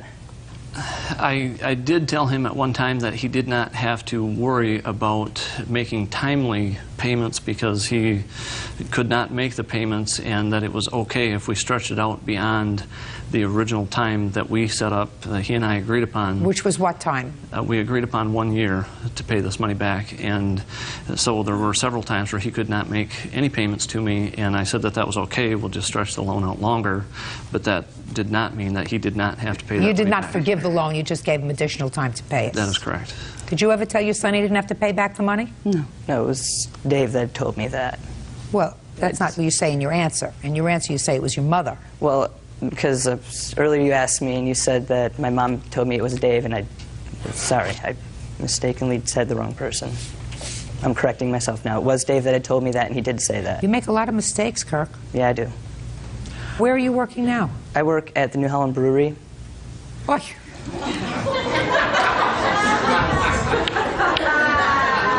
Yeah, all these people think that that's very funny. I mean, it's rude of them, but there is a certain honesty about it that is inescapable. You owe your stepfather $2,326. Take care of your responsibilities. You're 21 years old? Yes. Stop making mistakes. You're getting too old to make mistakes. Yeah, I know. And I would suggest that you stop making mistakes, too. That's all. Parties are excused. You may step out. I would like to see us move forward and be able to look beyond this. I've never really, you know, gotten to know him to begin with. Hopefully everybody can learn that this was a lesson and forgive. The police officer in Zeeland had told me that somebody had called the cops and he made inclination on who it was. Just hope he learns from it, that's all. I can't really say there's been much of a relationship to begin with, so... I hope that we can have a relationship in the future. And now the next case. All parties in the matter of Landers versus Lowry. Step forward. Forklift operator Darrell Landers is suing his ex-neighbor, Rochelle Lowry, for an unpaid loan for tires and lost wages. Rochelle is countersuing for assault and harassment. Mr. Landers, it is your claim that you made a loan to the defendant during the time when she was separated from her husband. I assume this is your husband? Yes, ma'am. The loan was for tires for her car. You want that money back. Yes. You say that you gave her other monies, you paid for other things during the course of your brief relationship. You don't want that money back because that was a gift, but the tires clearly a loan. Yes, ma'am. Miss Lowry says that the tires as well were a gift from you. There was never any discussion of repayment for the tires. And she has a counterclaim because she says that you became both abusive and assaultive when she reconciled with her husband. And she has a whole litany of things that you allegedly did to her. How did you meet her? Met her, she moved into an apartment, it was a fourplex. She moved into an apartment right below, not right below me, but kitty corner below me. Okay. So they lived and there when she moved into the apartment complex, was she with her husband or not with her husband? Yes, for a few months, I guess, before he went to prison. And when did he go to prison? Imagine a year ago, not sure the Give me exact the date. month. When did he go to prison? April. April of 2003? Yes, ma'am. And how long was he incarcerated? He got out of prison, was it April this year? January 8th. And when did you begin a relationship with Miss Lowry? Sometime around June of A couple of months later? 2003, I guess, yes, ma'am. Tell me how that started.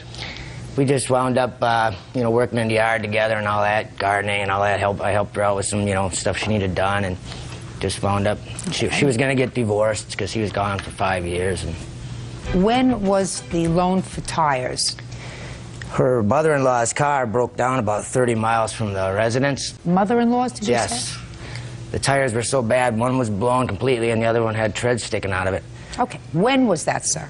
February of 2004. Well, you got out of jail in January, you said. Is that right? Yes. Did you go home? I was back in jail. I think it was January Okay, so you were back in jail? 17th, yes. What did they do, let you out by mistake? Yes. Yes, Your Honor, they did. It's not a mistake now, is it? No.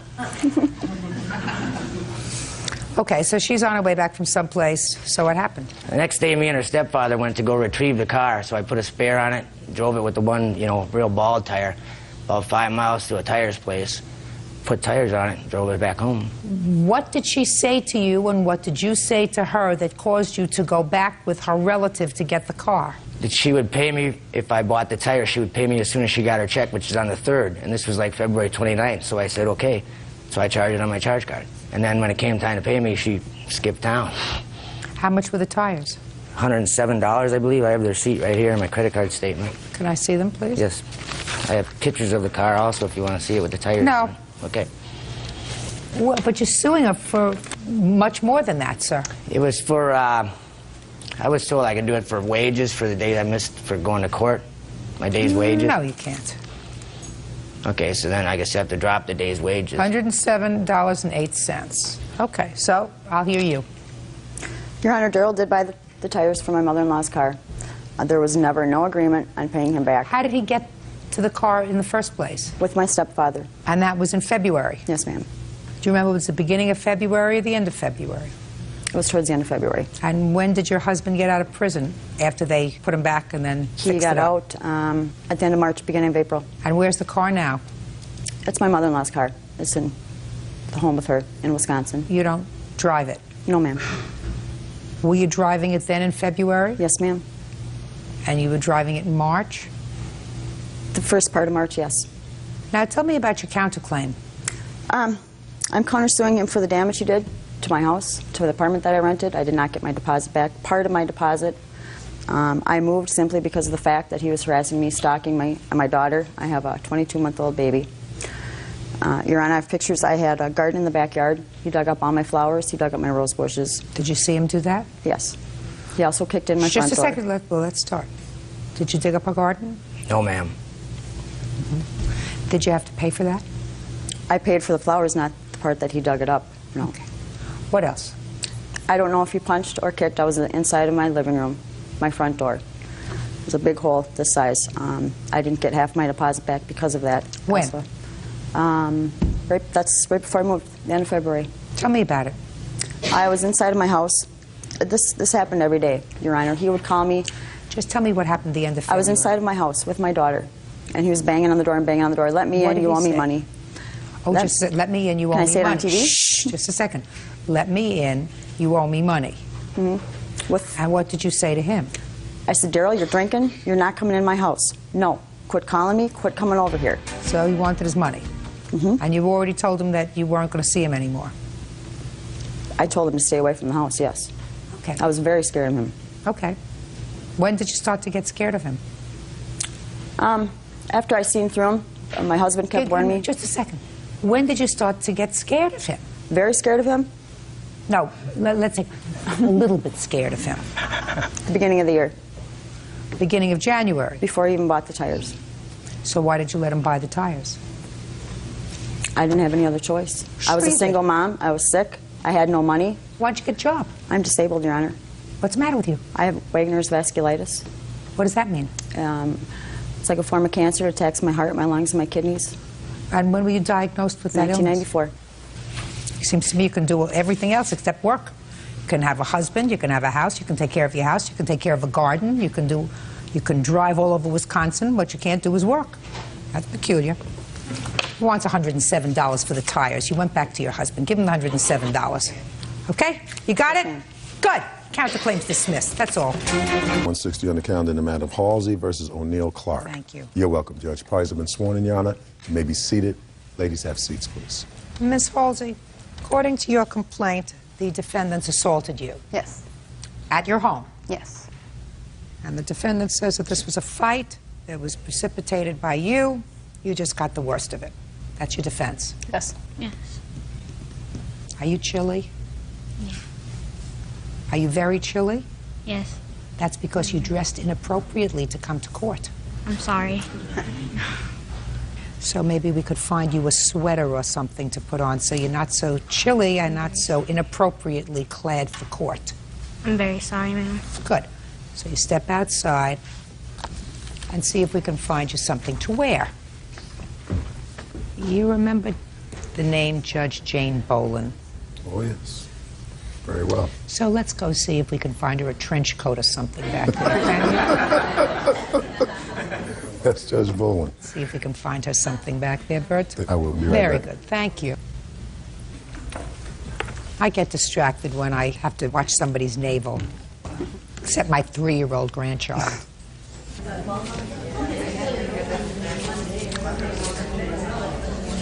Okay.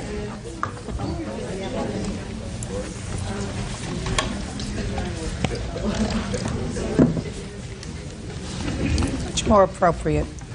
Who's Darcy? I am. Good. You're Jessica? Yes. Miss Halsey, I want you to tell me when this assault took place. On Friday, January 16th, 2004. It all started at my job. They came in and started harassing me. The same day? Yes. How do you know these two girls? I was good friends with Darcy for a while, and Jessica went to my school last year. Now she's dating my ex-boyfriend. Jessica's dating your ex-boyfriend? Yes. What happened earlier in the day on the 16th? I was working, and my cousin Angelica, she came in to visit me at work, and about, I'd say 15 minutes later, they came in with my ex-boyfriend. They just wanted to drink, and they were just starting crap, basically, just asking for the manager, just laughing and making fun of me pretty much. Oh my God. I was trying to tell them to leave, so eventually they left, and I went home. Where were you working at the time? Taco Bell. How long had you been working there? I'd say 2 months. So the two of them and your ex-boyfriend came in. She's dating your ex-boyfriend. Mm-hmm. So when you got home, you were really upset. What did you do? I called his mother and told her to have him not bother me anymore, because I hadn't talked to him or these two girls for about 4 months before all this happened. We just stopped being friends. They said they didn't like me, and I just moved on, and basically they came into my work out of nowhere. Okay, so you called ex-boyfriend's mother and said, please let him leave you alone. Yes. What's the next thing that happened? I was home for a while, and then I get a phone call from Jessica, just being really immature, saying that they wanted to come over and beat me up, and I didn't understand why, because we hadn't talked in a long time. And What did she exactly say to you, if you remember? She kept calling me a and I was like, okay, if I am, that's no reason to come and beat me up. So. Well, what did she say about beating you up? She just kept saying, you're going down, basically. She's like, we're coming over, we're gonna beat you up. Did she say anything about the phone call that you had placed to the ex-boyfriend's mother? No, Yes she or didn't. no? She handed No. the phone to him. To the ex-boyfriend? Yes, and he kept saying, never call my house, never call any of my friends ever again. Okay, so they were together. 3 of them were together. Yes. All right, what's the next thing that happened? They call me, telling me they want to meet me at the store across the street from my house, because I kept telling them not to come to my home. And they called me from What time was this? I'd say around 9 o'clock. What time was the first telephone call to your house? Between 8:30 and 8:45. And then they called back at 9 o'clock? Yeah. Who did you speak to when they called back at 9 o'clock? Darcy. What did she say to you? She said for me not to be such a coward and to show up at Albertsons, that they were going to beat me up. And I was like, whatever. basically just get them off the phone. So then they hung up on me, and about 5 minutes later, they called me from Albertsons, the store across the street from my house, and they said they were there waiting for me, and I was like, I'm not going, I'm not showing up, I don't know what you were thinking.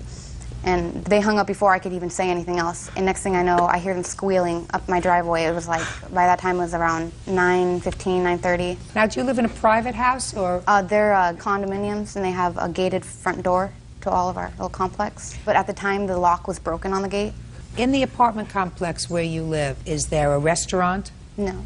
Is there a movie theater? No, nothing. Is it a shopping mall? No. So there was no other reason for them to be there but to see either you or someone else at the complex? Yeah. Okay. Do you know anyone else who lives in her apartment complex? Just them, the Halseys. Do you know anyone else who lives in the apartment complex? No, just them. So it's a fair statement that the two of you drove there in order to see her? She called us up there. That's not what I asked you.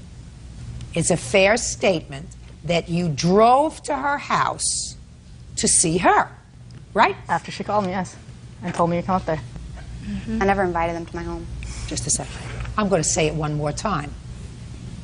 It's a fair statement that you drove to her house to see her? Yes. Who was driving? I am. I have my own truck. How wonderful for you. Yeah. What happened when they got there?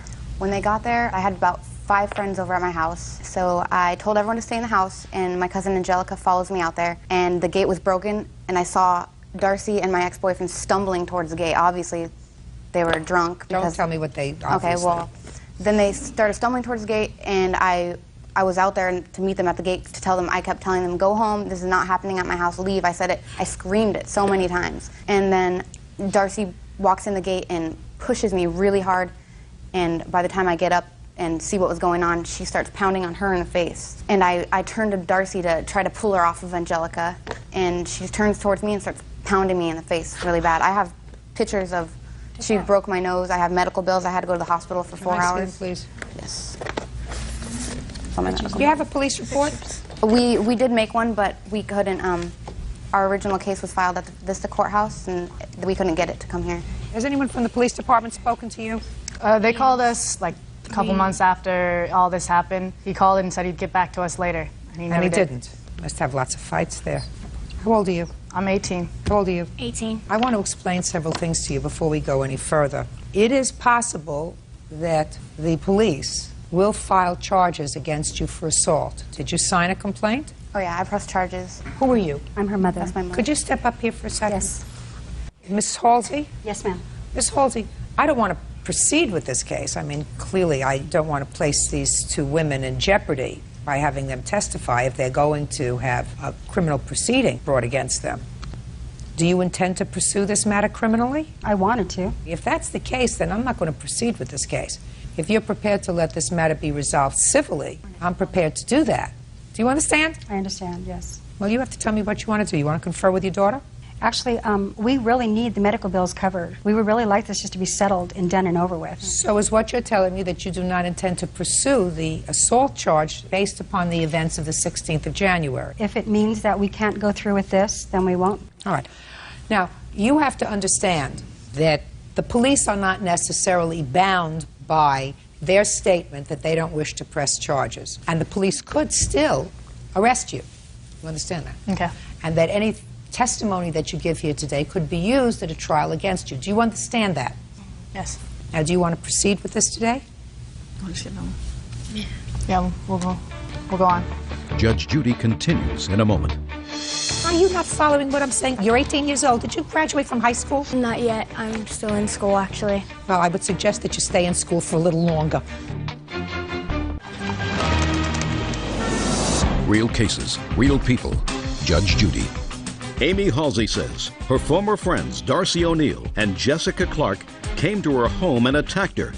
Amy says they broke her nose and gave her a concussion. Okay. You can continue. Okay, she started hitting me, and then I fell to the ground. She was kicking me in the ribs, pounding my head into That's Darcy. Yes, Darcy was pounding my head into the wall by holding my hair. And then I got my footing, and I noticed she started to pound on Angelica's face again, and she was hitting her really hard, so I tried pulling her off again, and my ex-boyfriend was holding me back, and while Darcy was hitting me, he was holding her back from helping. And then I see Jessica walking in towards the gate, so I shoved her towards the truck so she'd get back in, because she was also stumbling. So I'm like, you need to stay out of this. This has nothing to do with you. So she didn't get back in the truck. She just started pounding on the side of my head, and she tripped me, and I fell into a bush, and I got up and just started running. I just ran all the way around my complex to my back door, and I was screaming for someone to call 911, and by the time I got back into my house, Angelica had ran inside and started calling the cops. Did you see either of the two of them after you ran back into the house? Well, I had stopped when I was about to turn the corner, and I saw Jessica like just laughing and turning around, walking back to the truck. All right, Darcy, why don't you tell me your version of the events of the 16th? Okay, on January 16th, we were on our way over to our friend's house, and we stopped to get something to drink. Amy was behind the counter when we got in there, and she was talking to Shane about getting some of her personal items back from him. He told her to leave him alone, whatever. We started walking out the door. She went back to her behind the counter, yelled some words at her, pretty much. Thank you. Thank you. And then we left there. A little while later, we got phone calls from her and her friends harassing us. That's not true. I never called. I don't want you to speak. Darcy, before you go any further, are you going to try to tell me that neither you, Jessica, or the ex-boyfriend knew that she worked at that Taco Bell? We knew she worked there. That's all I... Just a second. That's all I wanted to know. So you knew she worked there? Yes. Keep going. After that, we got phone calls throughout the day, them harassing us, telling them that they wanted us to come, you know. Who's them? Her and her friends from Wisconsin, all of them. They were yelling on our phones, death threats, them harassing us on the phone. Not true. Shh. Did you hear what I said? Jessica, after the incident at Taco Bell, where did you go? We went to our friend's house that lives... Who was there?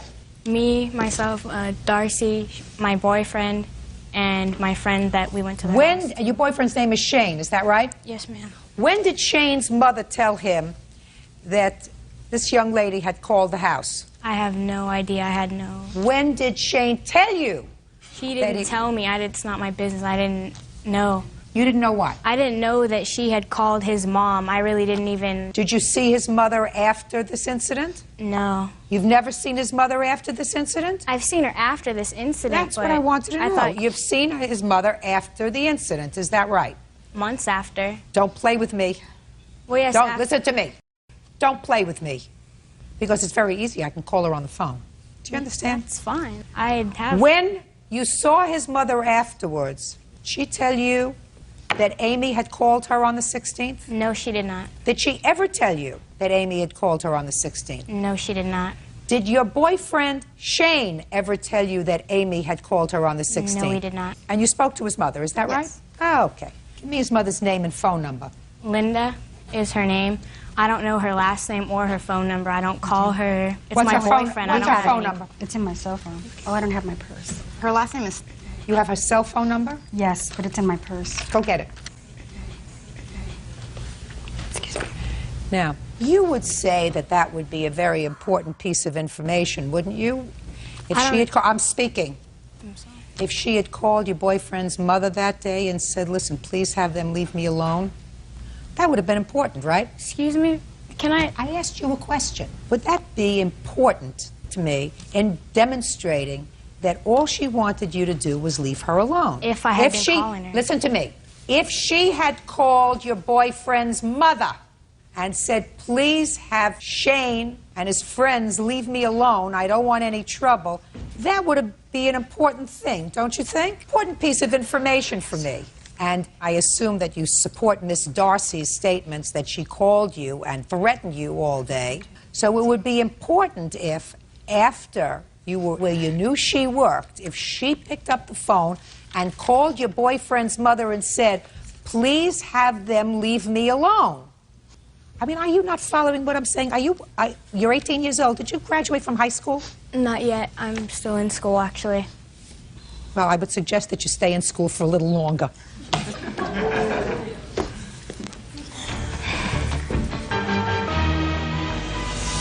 Real cases, real people. Judge Judy. Amy Halsey claims former friends Darcy O'Neill and Jessica Clark owe for an assault.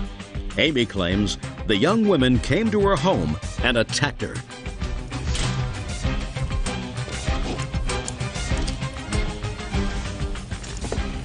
Let me tell you about liars. Shh. I hate liars. And I hate liars who swear to tell the truth and then lie. Because one of the things that I'm really good at is ferreting out the truth. So, Miss Jessica and Miss Darcy, let me tell you what Miss told me, because she was totally unaware of why I was calling her.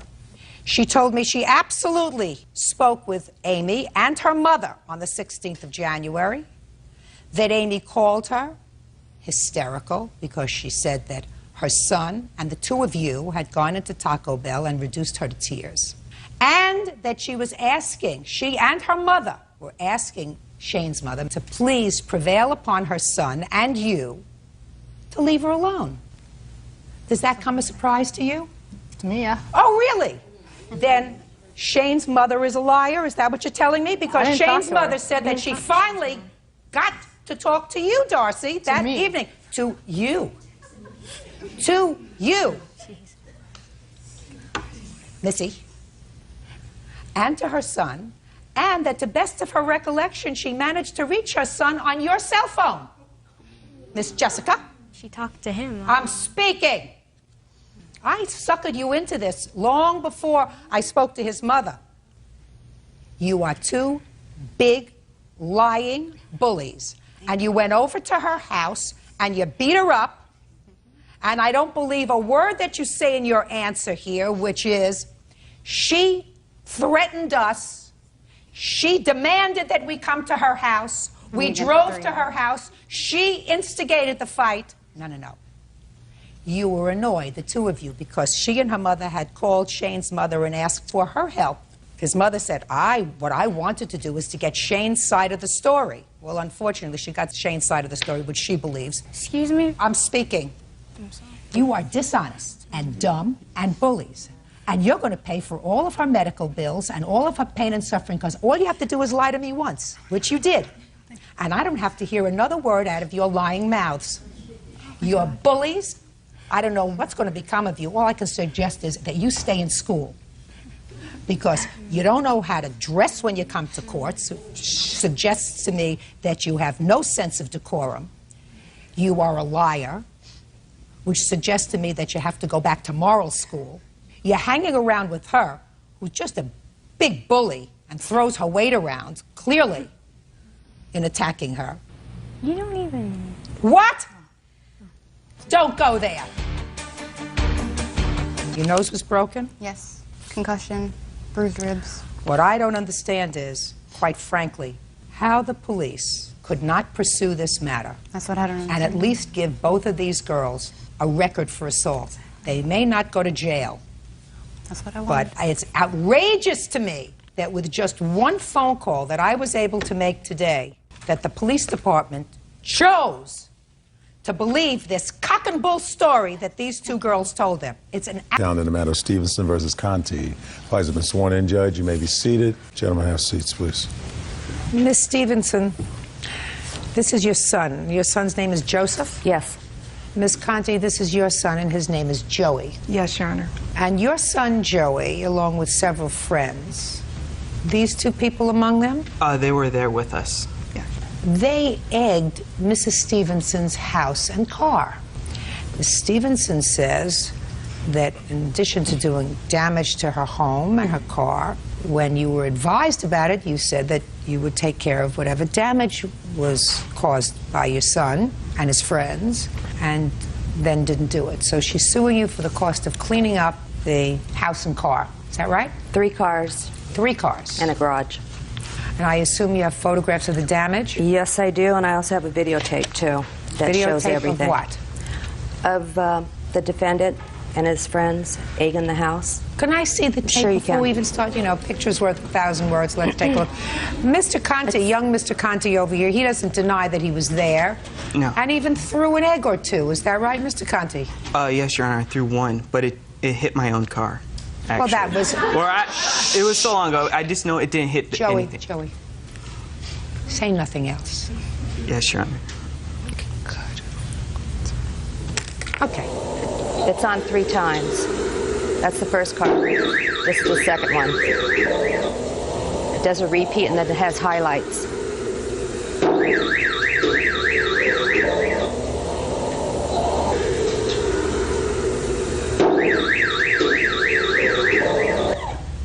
The first car, this is 2 witnesses were in that car. Why did you become involved in this vandalism, Joey? Well, it was an ongoing game between me and Joe, I guess, because he had done this to our house before in the past, and also like on Halloween. I've seen him egg people before out of his car. When was that? About a couple months before. Now, when Joseph egged your house, did you report it to the police? No. We don't have video cameras, and we didn't have proof. We don't have... What do you mean? Just a second. If you didn't have proof, then how do you know he did it?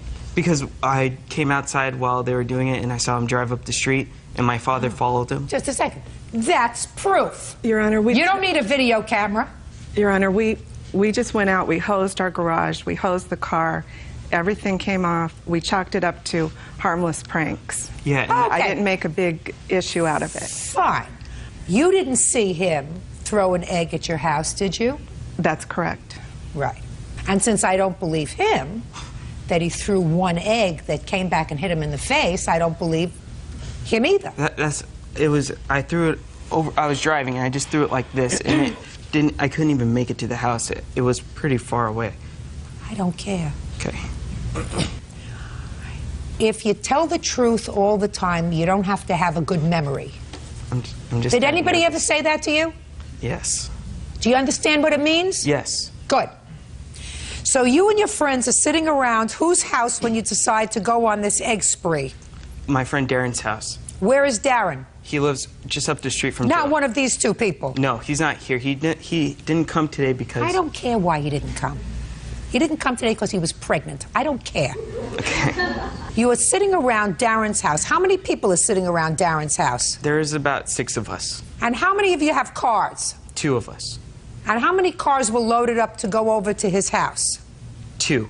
And we only had 4 eggs with us. I don't believe you! Okay. Do you understand? Yes, Your Honor. You have photographs of the house? I have it of the cars in the garage. I'll take a look at those. And I have estimates. No, I just want to look at the photographs. Your Honor, we have witnesses here also who can attest Which to witnesses? the 4 eggs. These 2 idiots? The gentleman here. These 2 idiots? I'm not interested to hear what they have to say yet.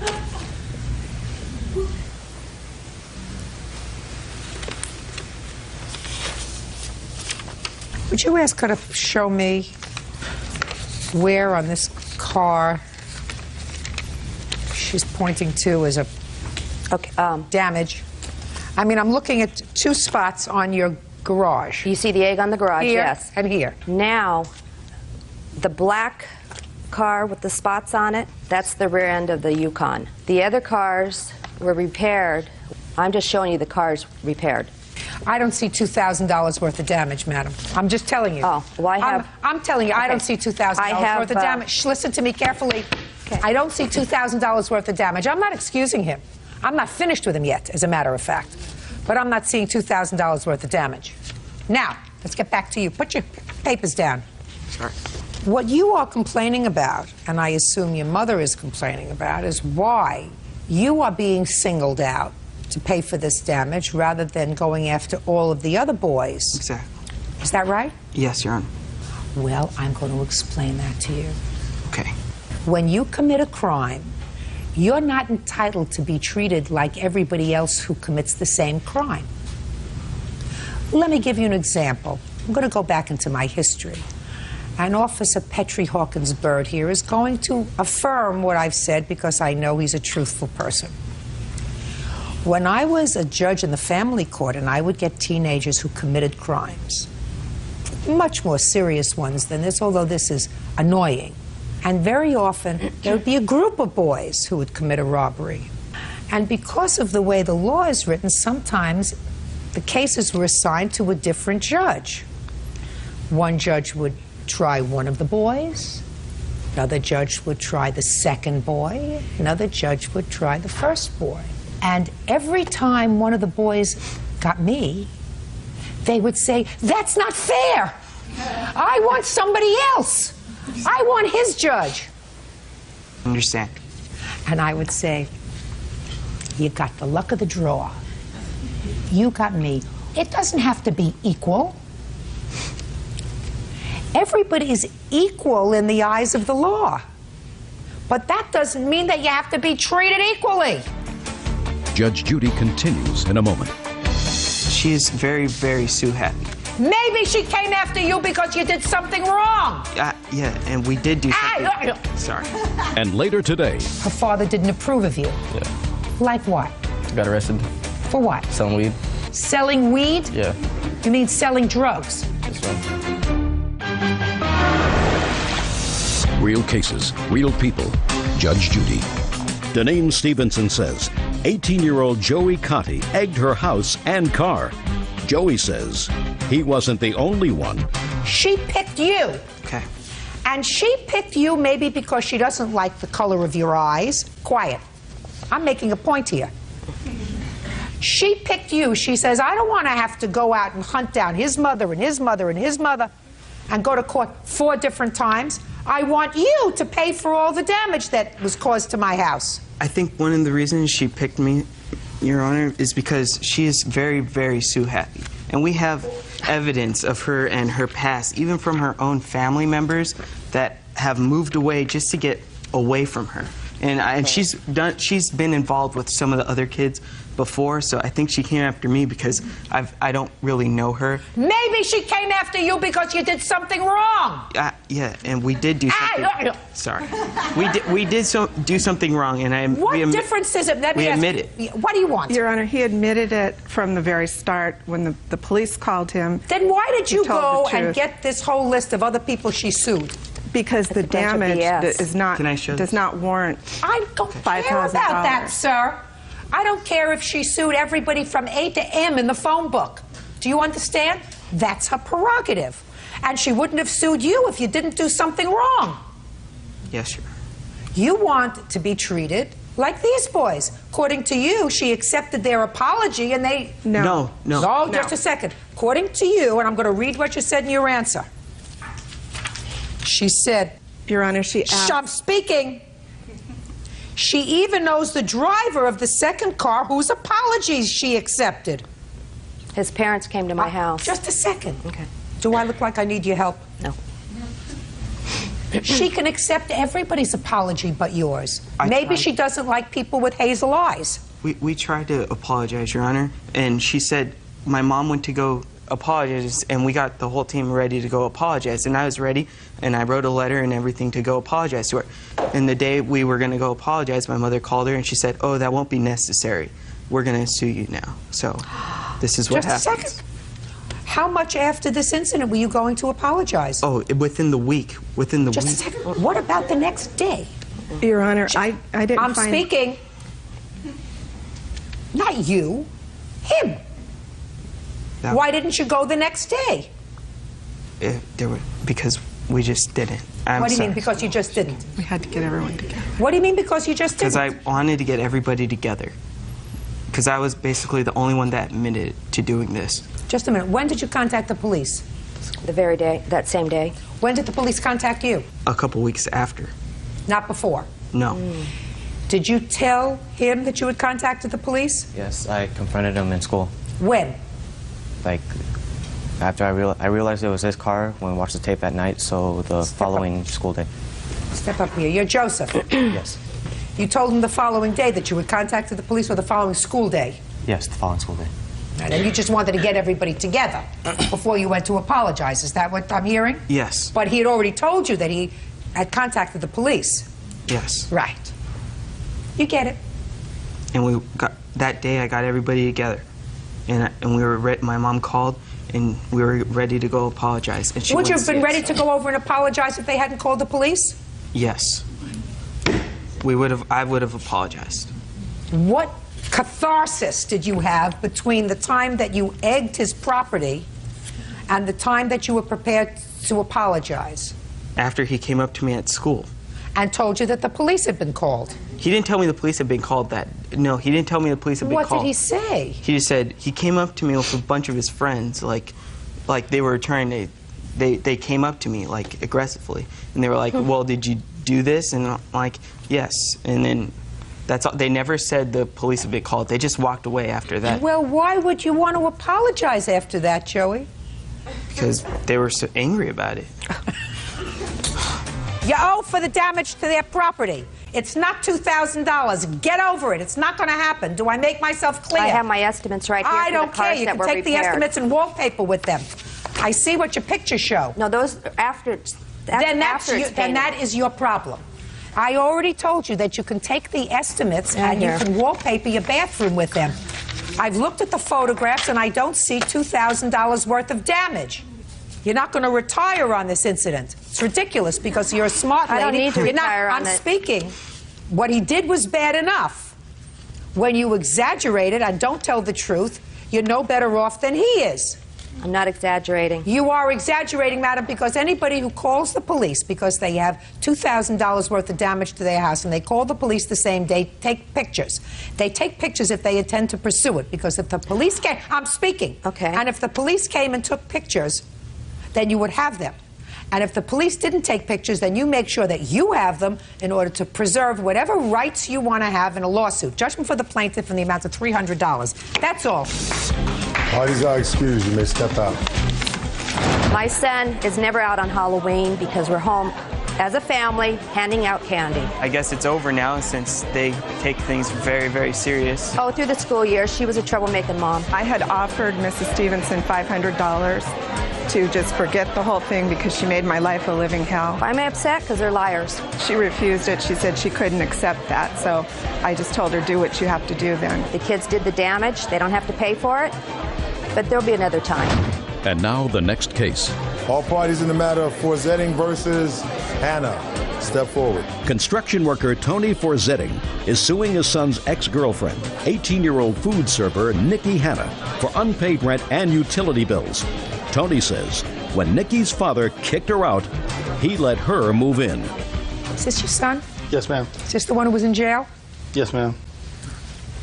Mr. Forzetting, this young lady was this young man's girlfriend. Yes, ma'am. And how old are you? 18. And for some bizarre reason, you made the foolish error of allowing her to move into your house because she and your son were boyfriend and girlfriend, right? Correct.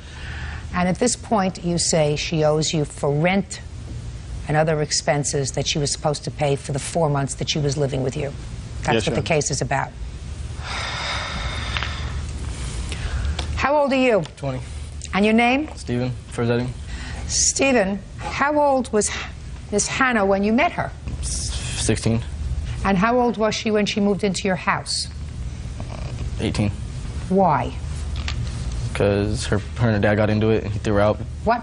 Because her and her father got into it and he threw her out. Got into it? Yeah, What did they get into it about? about me. Her father didn't approve of you. Yeah. Did he have reason not to approve of you? Yeah, because I was not doing that, not being that great. Like what? Got arrested. For what? Selling weed. What? Selling weed. You mean selling drugs? Yes, ma'am. How many times were you arrested for selling drugs? Just once. So that's why her father didn't like you. Yes, ma'am. Sounds right to me. Yeah. Yes. It was 2003, Christmas Eve. It was her birthday also. She got in a big fight with her dad. Her dad's thrown her out several times. I guess she didn't want to follow his rules. She was still going to school at the time. She was in her senior year. I have a daughter that's 17 at the time. I didn't want to see her on the streets. Good. Sounds very nice. And she was going to school. Yes. She a full-time student in high school? Yes, she was. How did you expect her to pay you rent? Well, I didn't ask her to pay me rent right away, Your Honor, when she first moved in. I told her when she got in, got a part-time job. Those would be the rules in my house to stay in school. Did she get a part-time job? She did, yeah. When? 2 weeks down the road. I would say within a month and a half. So sometime in February? Yes, Your Honor. So in February, did you ask her for any money? I said, Nikki, you got a job. We had an agreement when you moved in. I'm not pressuring you. She indicated to me that she wasn't making that much. I said, that's fine. It's only a part-time job. Just give us what you can until you can get caught up or down the road. And so, did she ever give you any money? No, Your Honor. So what are you suing her now for? Well, come April 24th, we had the conversation again about paying rent. This time we approached it with an agreement. We had words. At this time, was your son in the house? No, he was not. He was in jail? Yes, he was. So after your son was taken to jail, that's when you went and approached her about signing an agreement? No, the agreement was signed several months down the road. Oh, show it to me. I have the agreement right here. Can I see it, It please? wasn't written until the 24th, which is when I moved out. I'm talking about, sir, I'm not talking about the agreement that you wanted her to sign in April. You said that she signed one before? No, she did not. It was Of all course. verbal before, Your Honor. Verbal, you had no contract with us, No sir. contract, all no verbal. contract. You didn't have a verbal contract with us, sir. Your agreement was when you get a job, you'll start paying us something. And then when she got a job, a couple of months later, you said take care of your own bills first and then pay us what you can. Well, she couldn't pay anything. That's not a contract. Do you understand? Yes, Your Honor. Very good. Now, you took her in, and you took her in because her father threw her out because of your son. When she came into your house, did they share a room? Sure did, Your Honor. Mm-hmm. Don't open your house to strangers, sir. It's a bad idea. Your case... Down in the matter of Harbor John versus Neal. Parties have been sworn in, Judge. You may be seated, gentlemen. Have a seat, please. Let me try to simplify this rather lengthy complaint that I've read. Mr. Harborjohn, you are a used car salesman. New and used. And the defendant came onto the lot. You were his salesman on the lot where you worked. No. Where did he go to? Well, I wasn't his salesman at first. I was coming from lunch, and my witness, this was a salesman. You ultimately sold him a car. Unfortunately, it wasn't a car that was through your business. It was your own personal car that you had on the lot. Right. Not very good business. You sold him that car for $5,500. So far, correct? Yes.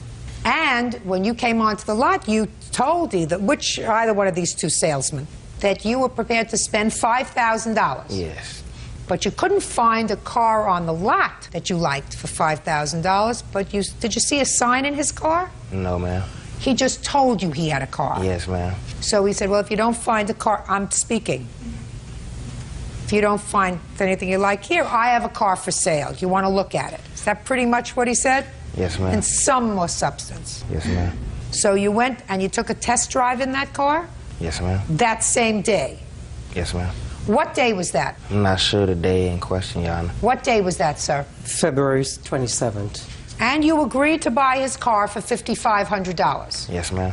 And how much money did you give him on February 27th? $5 grand. In cash? In cash. But Mr. Harborjohn at that time did not have the title to the car. That's correct. Why is that, Mr. Harborjohn? Why didn't you have the title to the car, sir? I had moved to a different location where I lived, and I later found out they had sent it to the old address, and it never came to my new address. What month and year did you purchase the car? This was in December. So 2 months before you sold it to him, you purchased it yourself. Is that what you're telling me? It was around three months around there, because it was the beginning of December. Why were you selling it, Mr. Harborjohn? Well, we had 3 cars, and I thought we were going to keep this car for a while. But then my wife advised me it's best that we go ahead and sell this car. Who did you buy the car from? The dealership that I worked at. How much did you pay for it? It was just over $3,000 with everything involved. So you were almost doubling your money in 3 months. Is that right? What I was looking at... Just listen to me carefully, sir. You were almost doubling your money in 3 months. If you bought it for $3,000 with everything in, and you were selling it to him for $5,500, that's a pretty good business deal for you, right? What word didn't you understand, Mr. Harborjohn? I was looking at the Blue Book value of the car. Did you understand what I just said to you? Well, yes. Yes. So the answer is you were making a pretty decent profit. If you could double your money in 3 months, yes, I would take that any day. Okay. Why is it that the place you worked for, Mr. Harborjohn, was willing to give you such a great deal on this car? If the Blue Book value that you sold him the car for was $5,500, how come they sold it to you for under $3,000? Because I worked there. And because you're a trusted employee. After I worked for... I'm speaking. Sorry. Because you're a trusted employee, right? Right. So you repaid their kindness by a couple of months later, instead of selling this gentleman a car off the lot where you work, you sold him your own private car. And you didn't have the title to the car. So you told Mr. Neal that you would get him the title when, Mr. Neal? In the next few business working days, and he said that he would sign it over to me when I gave him the remaining $500. And you accepted that? Yes. And you took the car? Yes. When did you get the title? It was about 2 weeks later, it seemed like. And we met at the DMV. He kept asking me, well, do you have the 500? Do you have the 500? And I said, I don't have the 500. You mean before you got the title? Yes. So I told him, I said, well, since I don't have the 500, and you keep calling me, hassling me about the money, go ahead and give me my $5 grand back. Since you haven't signed the title over, you can have your car back. And he said, no, I don't have the $5 grand. What'd you do with the $5,000? I had bills at home that I needed to take care of. So you spent his $5,000 without giving him, at that time, the title to the car? Yeah. Can I present this? No, I want you to answer my questions. Yeah. Sure. So when he said to you, listen, I don't have the 500 now, and I don't have the title, why don't I just give you the car back and give me my $5,000 back? You couldn't do that because you had used the $5,000 to pay bills. Is that right? Is that what you're telling me? That's part of it. That's all the part of it that I'm interested in. So, in effect, you said to him, I don't have the money to give it back, so then what happened, Mr. Neal? He then went ahead and signed the title over to me, and then we agreed that when I got the money, I would still pay him the remaining $500. And then what happened, sir? I received a phone call from him 2 or 3 days later, and he told me that, you know, he had lost his job because I had went to his job and I caused him to lose his job. Tell me about when you went to his job. You went to his job before you got the title? Yes. The reason I went to the job before I got the title was because everyone was telling me that, you know, you shouldn't buy a car without a title or something if you put that much down on it. You should at least... Did you get a bill of sale from him? No, ma'am. He didn't have one. He had a piece of paper. Can I see what he gave you when you bought it? I don't have it with me, Your Honor. Well, what did it say, sir? He just wrote a handwritten copy, and then he put my ID on it. On my copy, he just had my picture of my ID. We both signed that. Just a second. Yeah. Okay, well, this says that you paid him $5,000 for this Lexus ES300, balance of $500 paid when the title is given to the seller. That's you. And then it has the tag number, blank, so that's not filled in, and you signed it and he signed it. Now, you're a car salesman? Yes, ma'am. Up here. Your name? Jeremy Collins. How long have you been a car salesman, Mr. Collins? 4 years. When you sell a car, is one of the things that you identify the car with the year the car was made? Correct. And the model number? Correct. And the make of the car? That's correct. And the VIN number of the car? Yes, ma'am. Would you ever sell a car to anyone and accept their money without giving them those identifying features of the car? No, ma'am. No. Make, model, year, VIN number. That identifies the car that you purchased. Correct. You wouldn't accept this, would you? No, ma'am. Your boss wouldn't accept that. Would your boss? No, ma'am. If you ever sold a car with this kind of information, you think you'd lose your job? Yes, ma'am. Right. Now you can sit down, Mr. Collins. You got me. Judge Judy continues in a moment. And later today... Where'd you get the money from? Financial aid or something. So you took your college money and bought presents for your boyfriend, who was a drug abuser and a thief. So is that what you're telling me? Yeah. Real cases, real people. Judge Judy. Car salesman Vishnu Harbhajan claims Kip Neal owes for the unpaid balance on a Lexus and for getting him fired.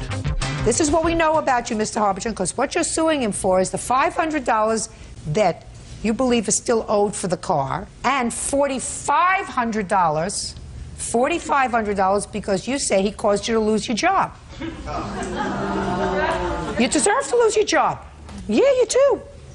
You deserve to lose your job because you sold your own car on your boss's lot. You gave him a bogus bill of sale that didn't have proper identifying materials on it so that he could come back and pursue any rights that he had. And he went to complain about that, which was his absolute right.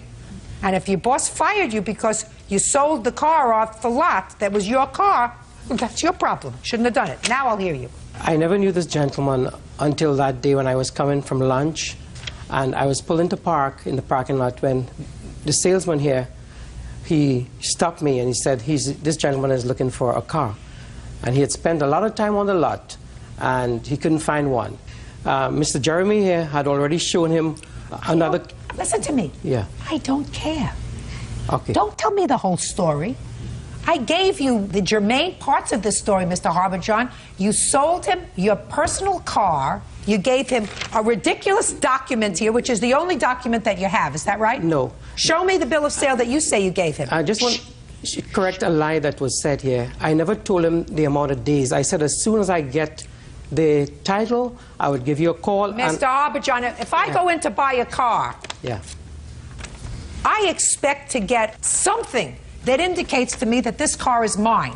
He gave you $5,000, almost twice as much as you paid for the car, and he got a car that you could come and take back from him at any time. At any time. Because this doesn't even identify the car that you gave him. Now, he owes you, Mr. Harbison, nothing. Nothing. You made $2,000 in 2 months on this gentleman. He overpaid for this car. You took advantage of him, and I think it's the ultimate chutzpah for you to sue him for the other $500 and for $4,500 because you did not behave as an appropriate employee. So, Mr. Harbison, your case is dismissed. Goodbye. Good luck. Parties are excused. You may step out.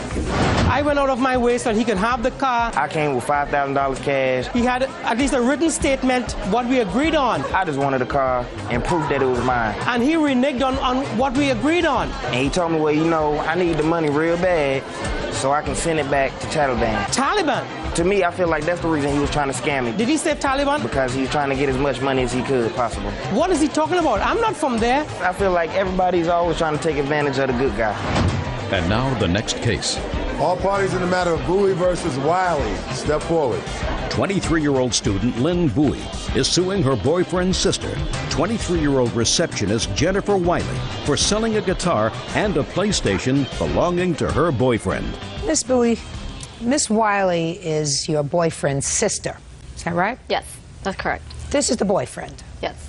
It's really interesting, Bird. I want you to try to follow this. This young man, whose name is? Frederick Wiley. Frederick. Last year had a bit of a drug problem, smoking a lot of marijuana. And in order to get the money to buy this marijuana, he used to steal from his sister.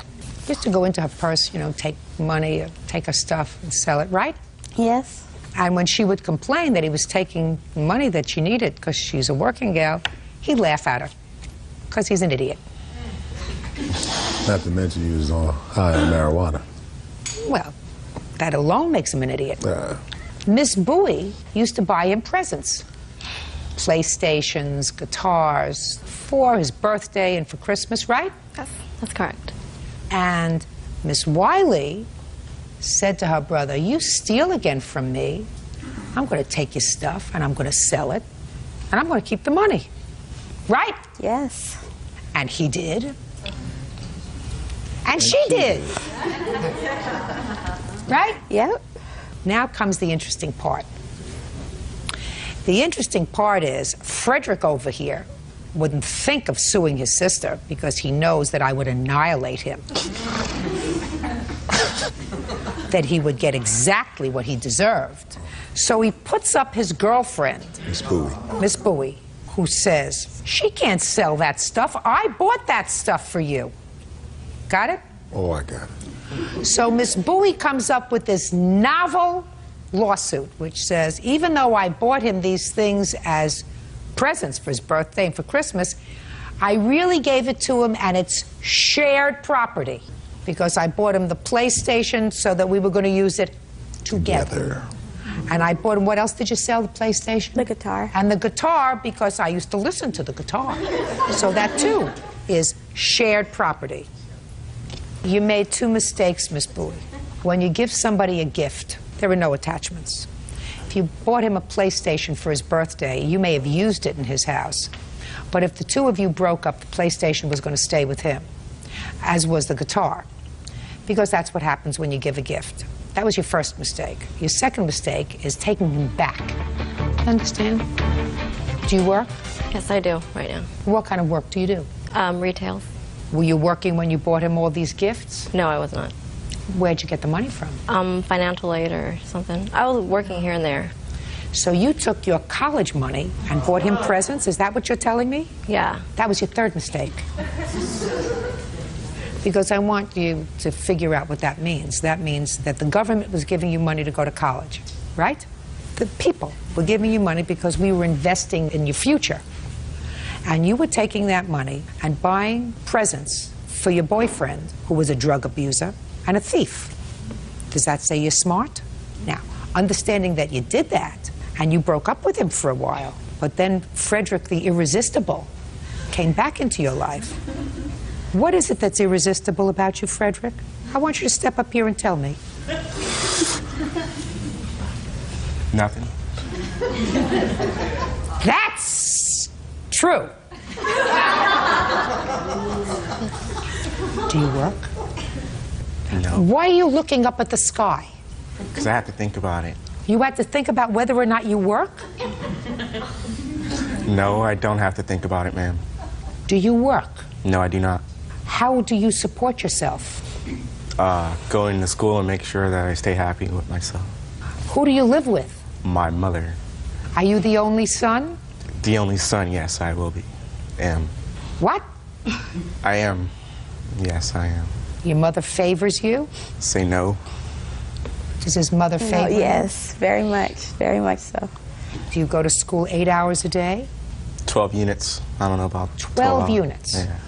I could do 12 units standing on one hand. Wow. And so could you.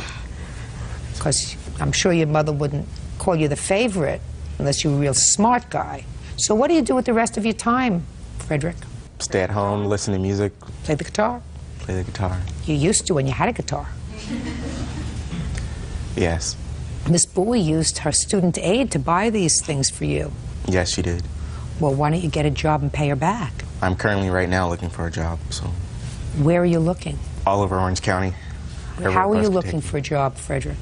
I wake up at 9:30, get dressed by 10, 11, I catch the bus and go at least 5 miles on each bus that I can go. Yeah, please. Let me help. Go ahead. Let me help with this. Go ahead, he has a question. Orange County? Orange County. What does everybody in Orange County have? A car and a job. A car, right? Yes. How do they clean that car? Most of them. Taking it to the dollar wash and washing it. What would happen if you washed it? They'll laugh at me. Oh. No, I don't know. Probably give me $5 for it. At least $5. Yes. If you multiplied that by 20 people's cars, how much would that be? More than you make now. Yes, it would be. You see where he's going? Do you understand why we've been this couple for a very long time? Can I add something? What?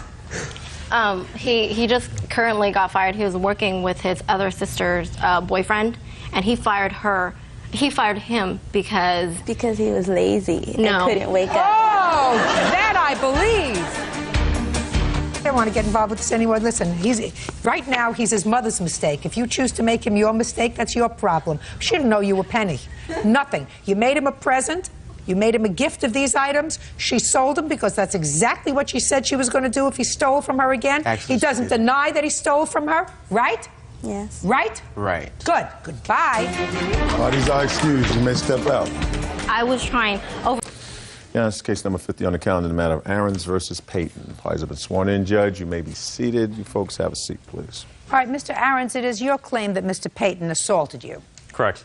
There is sort of a companion case here that I will address either during this case or at some point immediately after involving a Mr. Spear. Is that you? That's correct.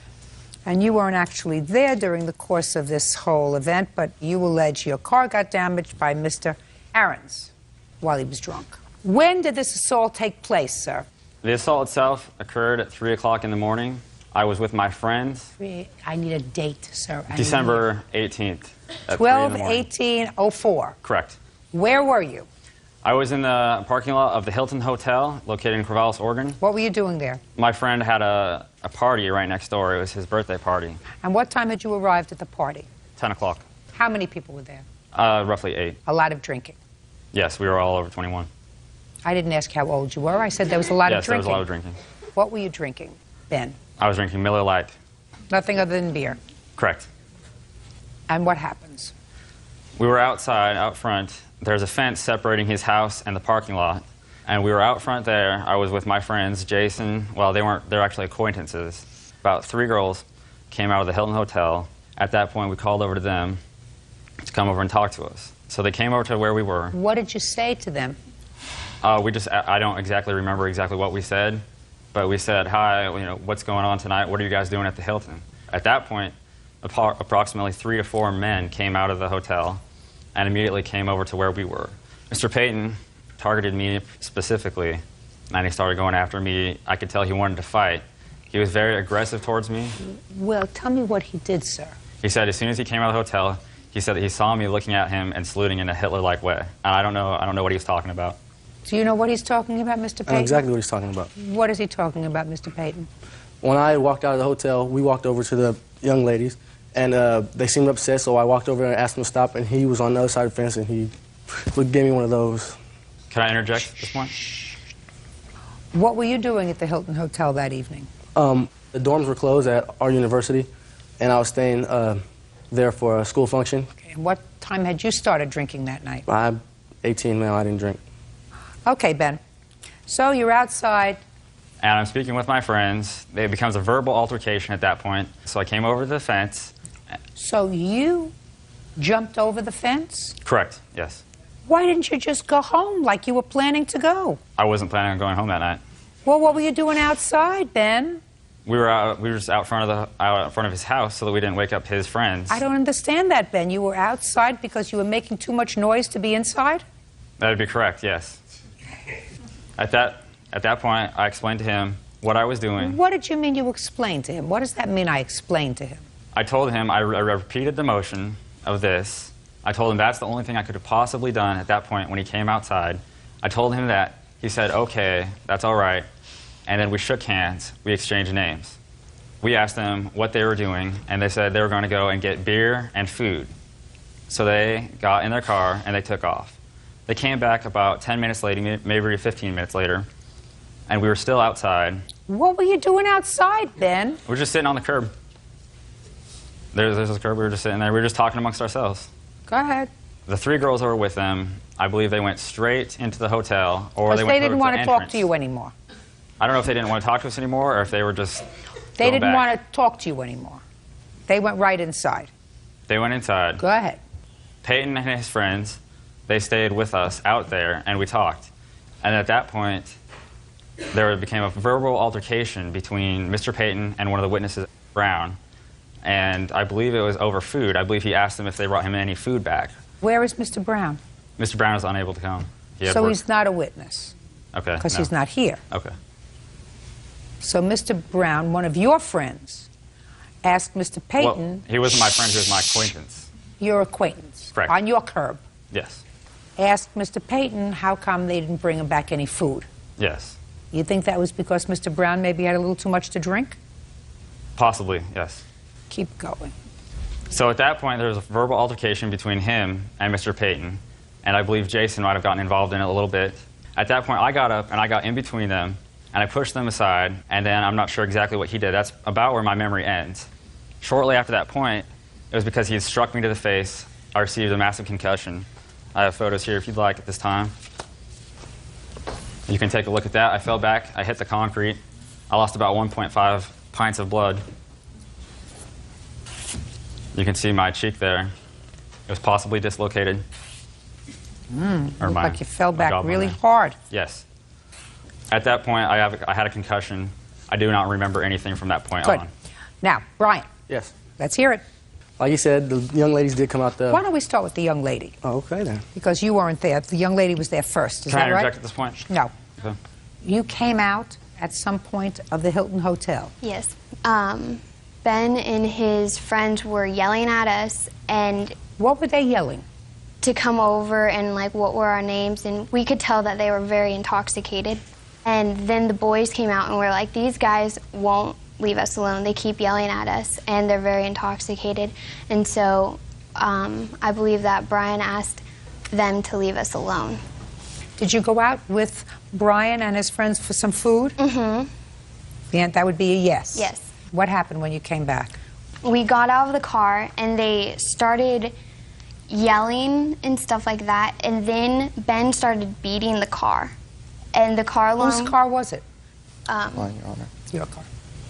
He started beating with what? With his fists? Mm-hmm. And the car alarm was going off.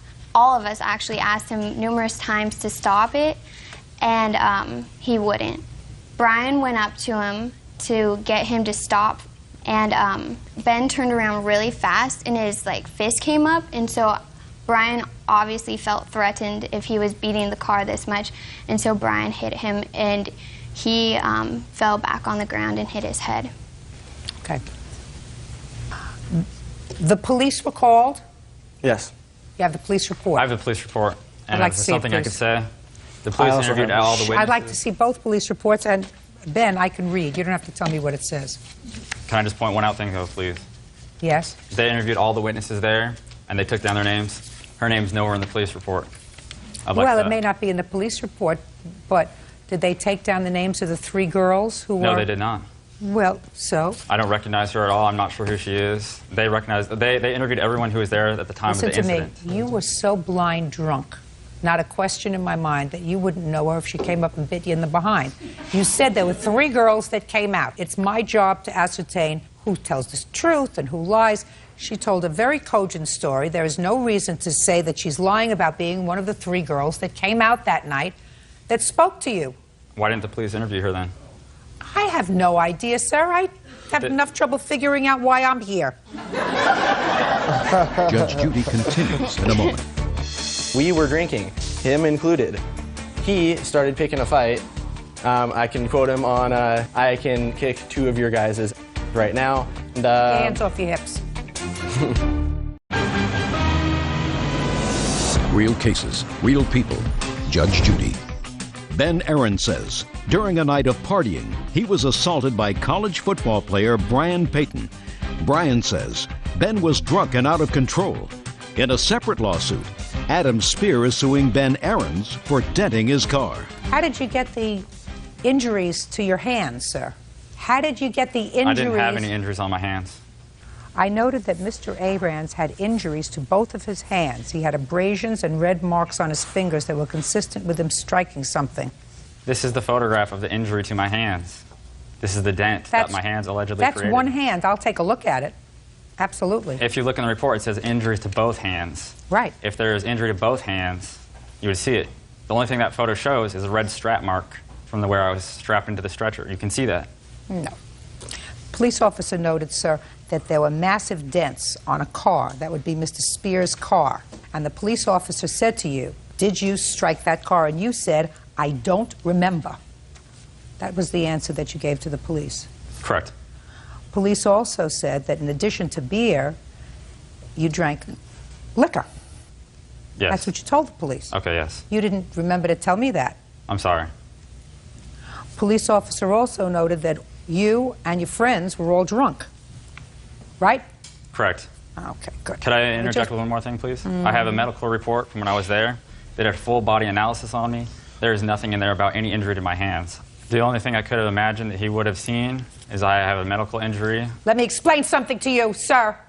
You hit his car. You were drunk, and you fisted his car. You may not remember it, but that's what you did. That's what happens when you drink too much. Ben? Allegedly, yes. That's what happens when you drink too much, sir. You act goofy and stupid. You try to pick up girls that don't want to have anything to do with you. You hang around where you shouldn't be hanging around outside.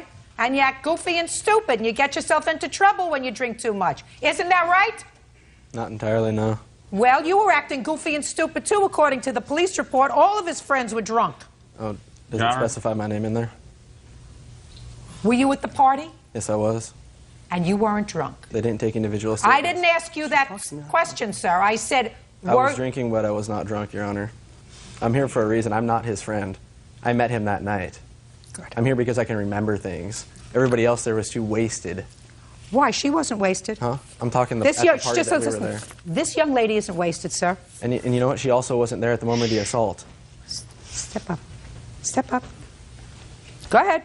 kind of twisted that around a little bit. I'm not denying that he hit any car. I didn't. So let's start Okay, there. let's start there. He hit the car. I did not see him hit the car, no. So you weren't there the entire time? No, I was outside most of the time. I was inside for maybe 3 minutes the whole time. He was there when I actually got hit. And I was there and witnessed the assault. Let's hear it.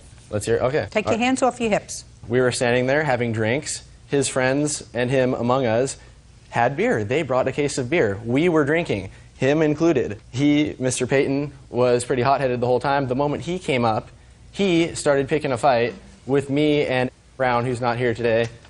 I can quote him on, you guys are pretty stupid. I don't want to hang out with you guys. I don't want to sit here and drink with you. I'm going back to my hotel.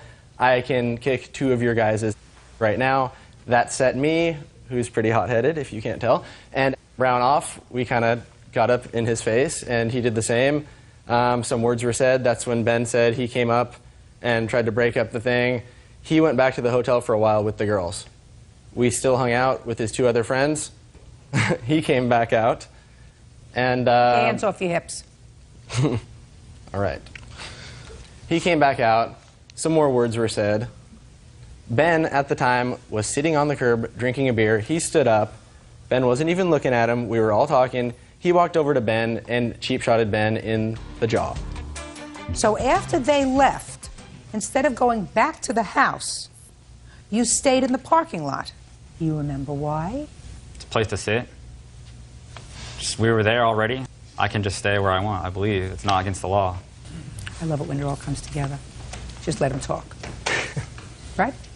That's what you do best. Mm-hmm. Mr. Payton. Yes. Here's your problem, sir. Your problem is the statement that you made to the police. And the sum and substance of that statement was that he was loud and obnoxious and drunk. Yes. And he kept hitting on Mr. Spears' car. Correct. And you told him to stop. And he walked away, and he came back and hit the car again. And then you hit him. That's basically, yes, what happened. I didn't intentionally walk to him to hit him. Like, I came back around the vehicle because I walked through the back of the vehicle towards the Hilton. Whatever. Let me tell you what you said to the police, Okay. Mr. Payton. You said to the police, I told him to knock it off. Mr. Payton said that he started to walk away twice, and each time Mr. Aarons began striking the vehicle again. Mr. Payton said that he told Mr. Aarons one last time to quit striking the vehicle, and when he failed to stop, he hit him. Yeah. I asked Mr. Payton how many times he hit Mr. Aarons, and he said twice. And that you struck him both times in the face. Yes. And you said you were shocked that he fell down because you didn't think you'd hit him that hard. Well, but he was drunk. Yeah. Now you can stand up. I'm going to hear this other case. You want to get that folder now because I don't have to hear it twice. I've just heard the facts of the case. This is Spear against Aarons. Case number 49. Very good. You have an estimate for the damage to your car? Yes, I do. May I see it, please? Would you like the court fees that it's been costing me? No, just the damage to the car. Yes, ma'am.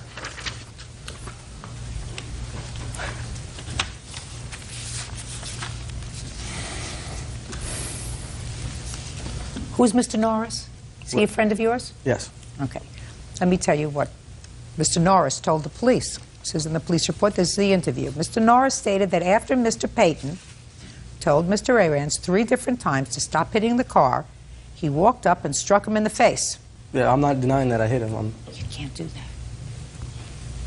Brian, you can't do that.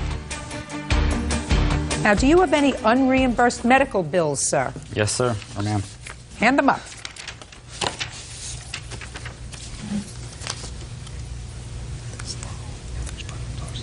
These are all unreimbursed medical bills, is that right? Correct.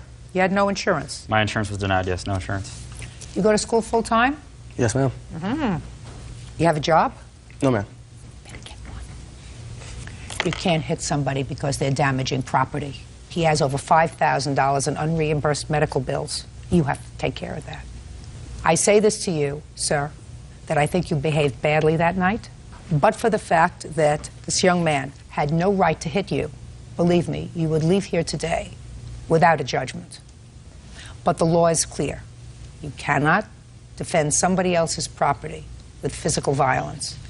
So I'm awarding you your judgment of $5,000. You are entitled to that. on your claim, I'm awarding you a judgment against Mr. Arans for $1,500 so that you can fix your car. Anything you want to say to me? I have right here a list of all the instances where people were hit by OSU football players in the past several months here, and I believe that this shows that there's a lot of animosity from athletes who are out of line and out of control. This happened at 3 a.m. past curfew. Listen to me, sir.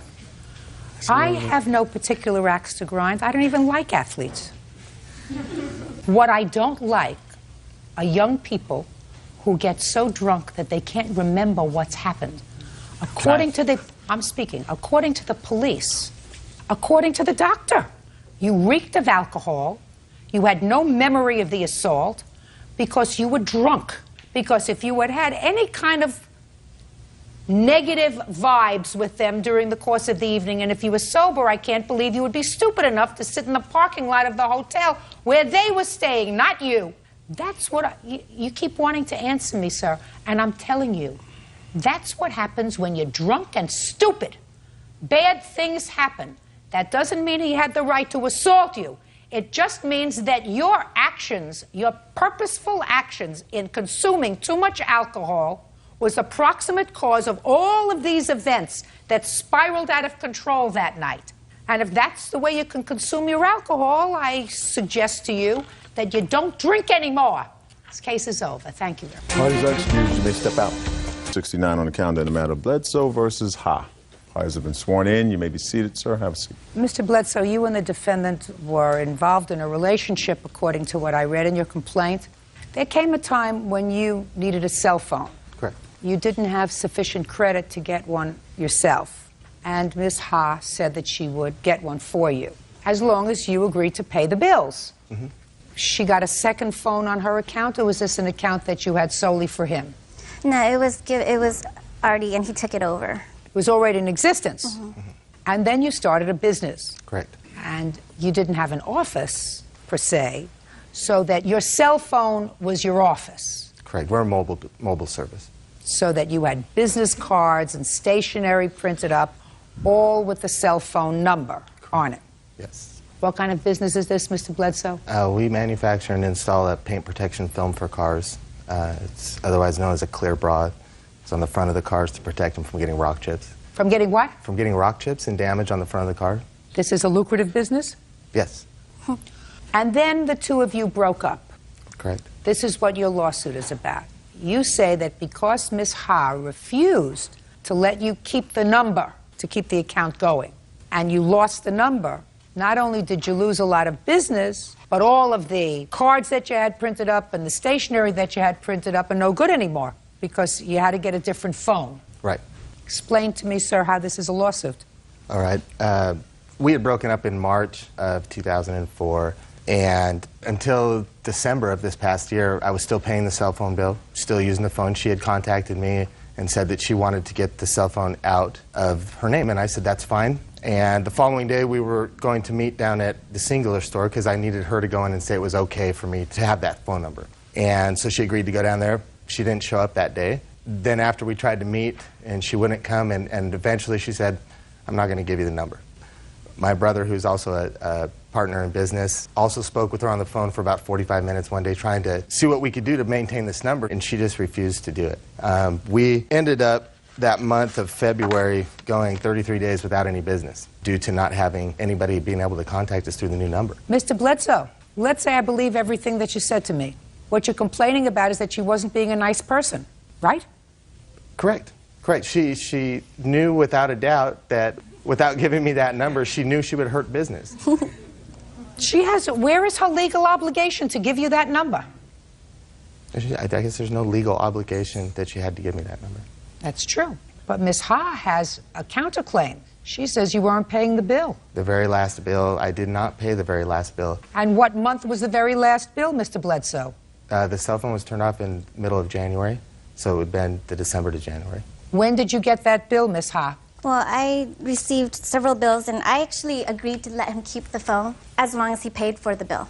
His brother first told me beg, and I said, nope, I'm not going to give him the phone. And I totally refused, and then finally, I said, you know what, you can keep the phone, just pay for the bill. I texted him, I said, you can keep the phone. He even texted me back and said, I appreciate that you're going to let me keep the phone.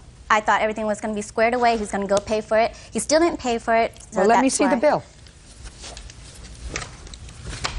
This is Just the one. Are Well, they it's- all outstanding bills? No, I'm sorry. Well, then just give me one thing. I'm getting older by the minute. You owed her $497.57. Originally, she had said that her mother was going to use that phone. Therefore, when I switched the numbers over, there wasn't going to be any cancellation fee or anything like that. Because she drew it out over a 3-week period of time, not deciding whether she wanted to give me a number or not, then they canceled the phone and they added on a $200 cancellation. They canceled the phone after 3 months, not 3 weeks. Had he been paying the bill regularly? Yes, until, well, it was never on time, but he was until the last. Well, why do you think, Mr. Bledsoe, that after she said she would let you keep the phone, she decided against it? If you like, if I could bring my brother up, because he Sure. spoke with her directly about that question. Your name? My name's Craig Bledsoe.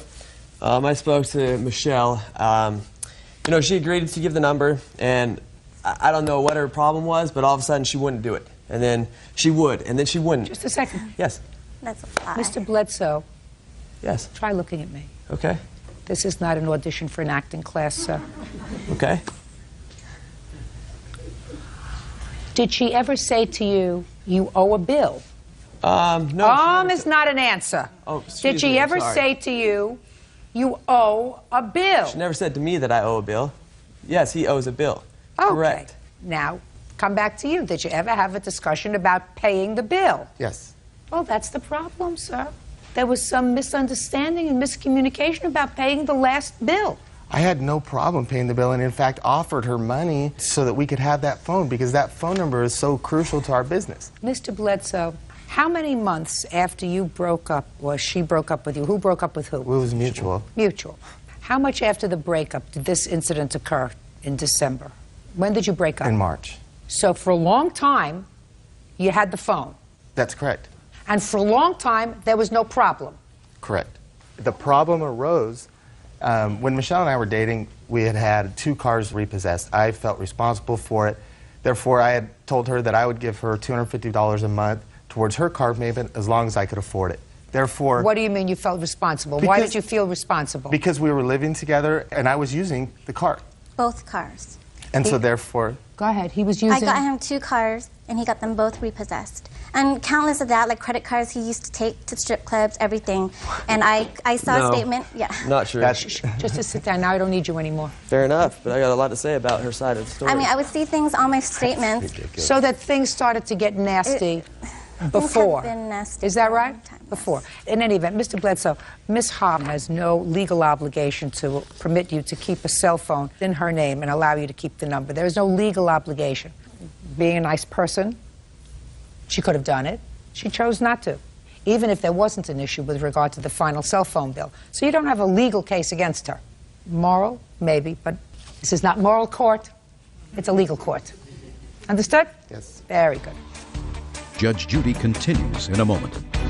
That's your printer? No, that's not my printer. Do me a favor, Bird. Take a look at the receipt and see if it's the same make and model. Oh, I can't believe I went to law school for this. And later today, I felt sorry for her that she was with him. You know who the only person I feel sorry for right now?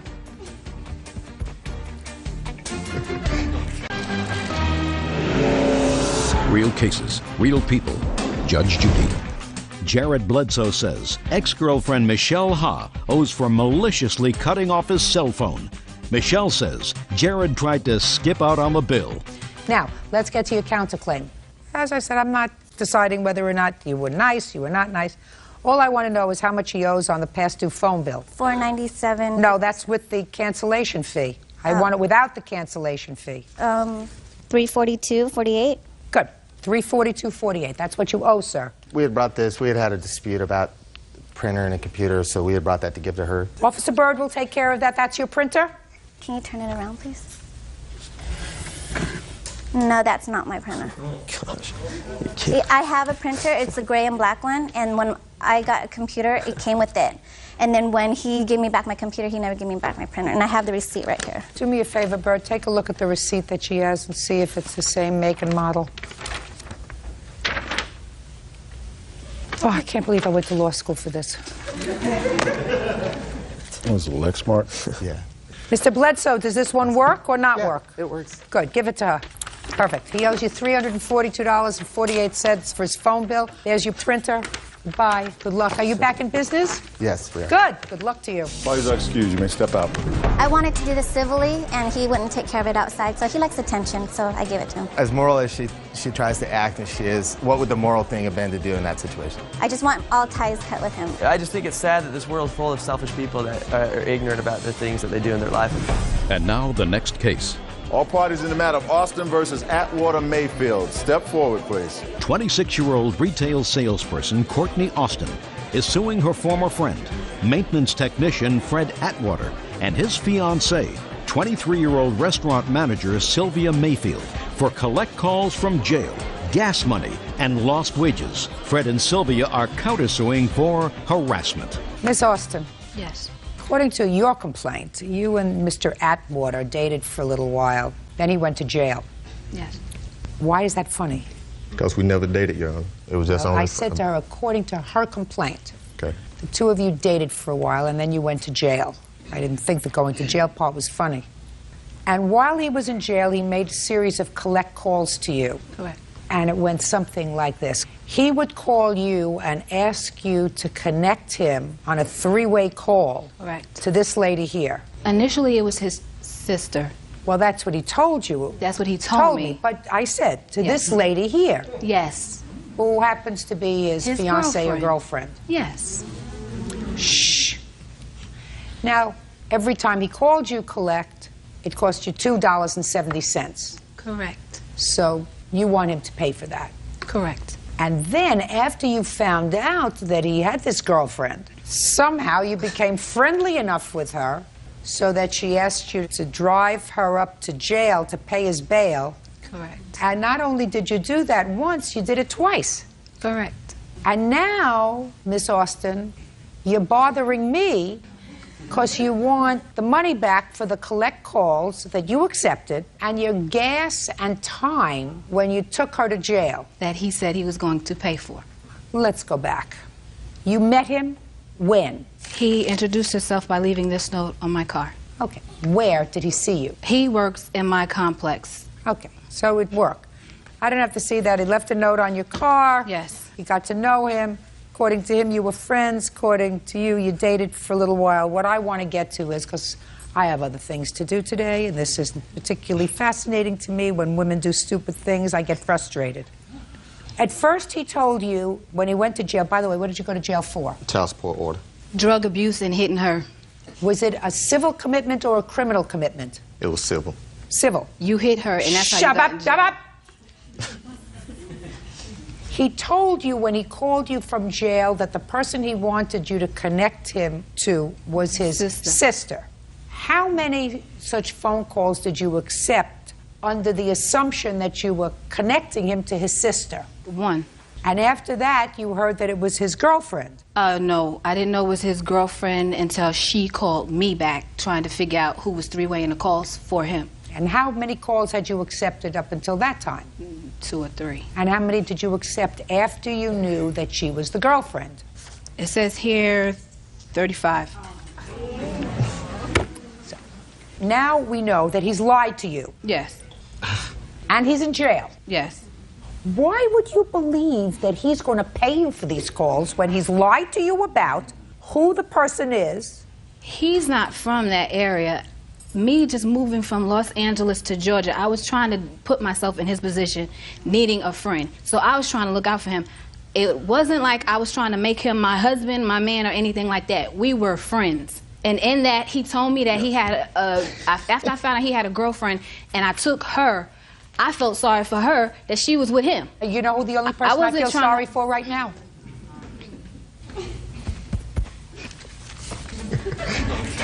Miss Austin, how much did it cost you, all this stupidity of yours? How much in phone calls? Between 150 and 175. No, between 150 and 175 is not an answer when you're in court. 150. $150. Now, Mr. Atwater, Yes, ma'am. who's supposed to pay that $150? Well, since we were friends, I appreciate the call she did herself for me, but Why didn't she collect the call? They ain't have a phone at the house. Quiet. for one thing, Your Honor, we had a cell phone. We didn't have a household phone then at the time. and we can make collect calls to her. So I thought I would call her, and she was notified before she accepted the call, $270 per call. She had an option to hang up or accept. It does not say that. If you say one more word, I'm just going to throw you out. Do you understand? Yes, Your Honor. Good. She was opted to either accept the call or not to. Did you tell her that you would pay her back for these calls? I never told Courtney I would pay her. She told me every time I would call her and she do the three-way, she'll tell me to hang up and call right back. I don't know what that means. Okay, like you get 15 minutes for $2.70. So after the phone call, the 15 minutes is up, she would tell me to hang up and call right back. And you would do that? Yes. And She accept the call every time. I didn't. Sorry. Am I looking in your direction? No. Mr. Atwater? Yes. Is it your statement to me that you never said to Miss Austin, please do this collect calls because we have no phone in our house, so if you do this for me, I'll pay you back when I get out? I never told her I was going to pay her. I don't believe that. See, that I don't believe. That I don't believe. I believe you told her you'd pay her back for the phone calls. That's Your one Honor. bit of stupidity. You may not have meant it, Mr. Atwater. Your Honor, I'm speaking. What did you ever do for her? I never did anything for her. That's what I mean. Why in the world? Because we were friends, Your I'm Honor. That's all we were, friends. I'm speaking. Did Miss Mayfield know that she was your friend? Not at the time. She was in Miami at the time. Exactly. And I did. Quiet! Just to answer my question. I said, did Miss Mayfield know that Miss Austin was your fiancée? And you said no. That's the only information that I need. Now, as far as taking her to and from the jail, tell me how that came about. Fast! Basically, he told me that he was going to pay me the money when he got out. She needed to go pay his bail money. She had $500. His employer put up the other $500. I took her to go get the money from the employer. We went. We didn't make it that day. I had to take her back the next day to go pay his bail. They wouldn't release him because he had a drug charge and he had hit her, which is originally why he went to jail. Then we had to go the next day, something about getting his clothes because the county would put him in jail. You didn't have to do anything.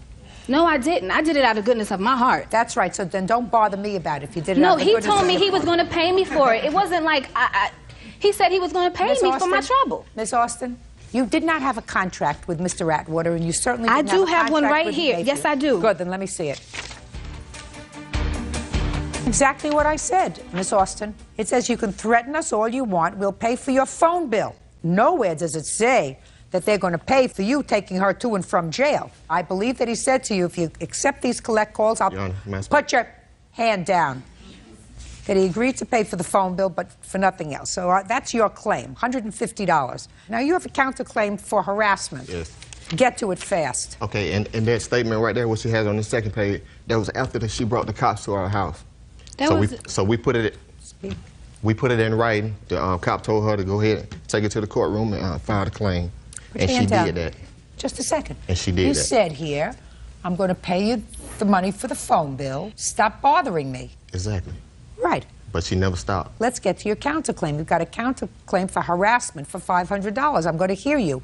10 seconds or less. The harassing emails, taking notes to our door, bringing the cops to our apartment complex where that is not tolerated. We cannot have no kind of commotion going on. Why didn't you pay her phone bill? Because I never did tell her that, Your Honor. I never don't did believe tell that. her. And she was trying to collect a debt. You're not supposed to take advantage of people, Mr. Atwater. Yeah. You're not supposed to take advantage of people's feelings and emotions. One girlfriend is in Florida, one friend is here. Friendships usually work both ways. She does a favor for you, you do a favor for her. You did no favors for her. You were a taker. You have to pay her back for the phone. Put your hand down. Are you still bothering them? No. Good. Judgment for the plaintiff in the amount of $150. Parties have been sworn in, Judge. You may be seated, sir. Have a seat. Mr. Manthorn, you are an event planner, according to what I read in your complaint. Yes, Your Honor. You plan different kinds of trips. I'm actually a club promoter, not an event coordinator. Well, but you were planning trips. Yes. This particular event was a trip. Yes. Mrs. Morante wanted to plan a weekend with some friends, and she answered your ad. Your ad was for what kind of a weekend, Miss Morante? Freestyle ski trip. What does that mean? Freestyle is a type of music, like classical or disco. It's a certain type of music. Would somebody my age like that kind of music? Not at all. You answered that very fast, Miss Morante. Do you know what freestyle music is? I have no idea. Can you hum something in freestyle? No, I don't really want to. Okay. Anyway, and that was the ad that you placed, is Yes. that right? Yes, Your Honor. And you signed up, you gave him a deposit. Correct. And how much was the deposit? $250. $50 per girl. There were 5 girls. 2 days? Saturday, yes, from Sunday? Friday night arrival, Sunday morning departure. So 2 nights? Correct. Okay. And she paid you? Yes, she did. She went on the weekend eventually, even though the date was changed. The ski trip that I had promoted for was canceled. The date wasn't changed. It was the freestyle event was canceled for that weekend. That I never knew about. Okay. Until now, today. That was canceled. Yes, Your Honor. And you planned something else. Why was that canceled? Okay, it was canceled due to the lack of people. We couldn't get people to go on the ski trip weekend. Because nobody knows what it is. So then you planned something else. No. What I did, I put them on a different ski trip for the following weekend. Without our knowledge. Well, just a second. You planned something else for them. I gave them an alternative. I gave them 2 alternatives. I gave them alternative number 1 was give them their deposit of $250 back. That's a lie. Shh. Or I could put them on the second week. Just a second. Shh, listen to me. She gave you the $250. She mailed it to me, the deposit of $250. Okay. So you had her address. Yes, I did. Can I see the letter that you sent her indicating that you were canceling the freestyle weekend, but you were giving her 2 options? Can I see that letter? There was no letter. Stop. That's all I wanted. Thank you. There was no letter. But one way or another, you got on this second weekend that they had planned, you and 4 friends. Me and 3 other girls. And 3 other girls. One was soon to be my sister-in-law. Please, I don't need that information. Okay. I have a very, very busy day today. And you say it was a trip from hell. It was a disaster. Can I see the ad for the weekend? The original that I picked up? The original. This is the original. The original? That's the only one that he's got? Because... No, I received the second one. Oh, you did receive it? At the hotel. Oh, okay. Not before you went? Not before I went. Okay. So tell me, now this looks like a very nice promotion. Yes. This is what you've sent out, right? Yes, I was still promoting for that, yes. Good. And what you're suing for, sir, is she stopped payment on the $940. Yes, she did, and I have the check right here. I believe you. She Okay. doesn't deny it. She says that it was a disaster. So I'm going to hear her. Okay. Tell me why it was a disaster. Okay. Prior to leaving for the trip, Brian changed the dates on us 1 week in advance. You went. You didn't have to go. Okay. You went. We went to the bus location with him saying that he was going to meet us there Friday evening at about 6 p.m. with about 4 or 5 buses waiting to hurl 500 people up to this freestyle music weekend. There's no Brian. There's only 2 buses. We were not on any kind of list, my name or any of the girls that were with me, to get on the bus. We had to sit there and talk to people that did not know who we were. So you first had a problem with the organization. Right. You finally got on a bus. We finally got on a bus. The minute we sat down, we smelled marijuana. We refused to sit on a bus with marijuana for our health reasons, and we weren't planning this kind of ghetto weekend. We were trying to go away to have a nice weekend trip. And this was not something that I would ever be interested in. Okay. So we complained. They opened up the vent on the bus and sprayed air freshener. I walked right off the bus with the 3 girls. Okay. Called my husband, called Brian. He did not pick up his cell phone. He didn't show up. What did you do next? I complained to the bus drivers. I complained to the other promoters who never heard of me, who didn't even know who Brian was, and they told us to Did you get on another bus? They made us get on another bus. Correct. Was that bus okay? That bus had a lot of drinking and cursing. It was better than the marijuana, but it was not acceptable once we were en route. Did you get to where you were going? We did, without being able to use the bathroom, all 3 girls. When you got to where you were going, tell me about the accommodations that you had. We walked in. People from the first bus were mimicking, saying things to us because we complained about the pot smoking. They were saying we were troublemakers. I'm not interested in what they were saying about you. I'm interested in the accommodations. Okay, well, the accommodations was a room that, had 2 double beds. We were, all 4 girls staying in the same room together. Did you stay? We stayed in the hotel room with the doors locked, towels under the door because of the marijuana. You stayed in the hotel? Correct, we did.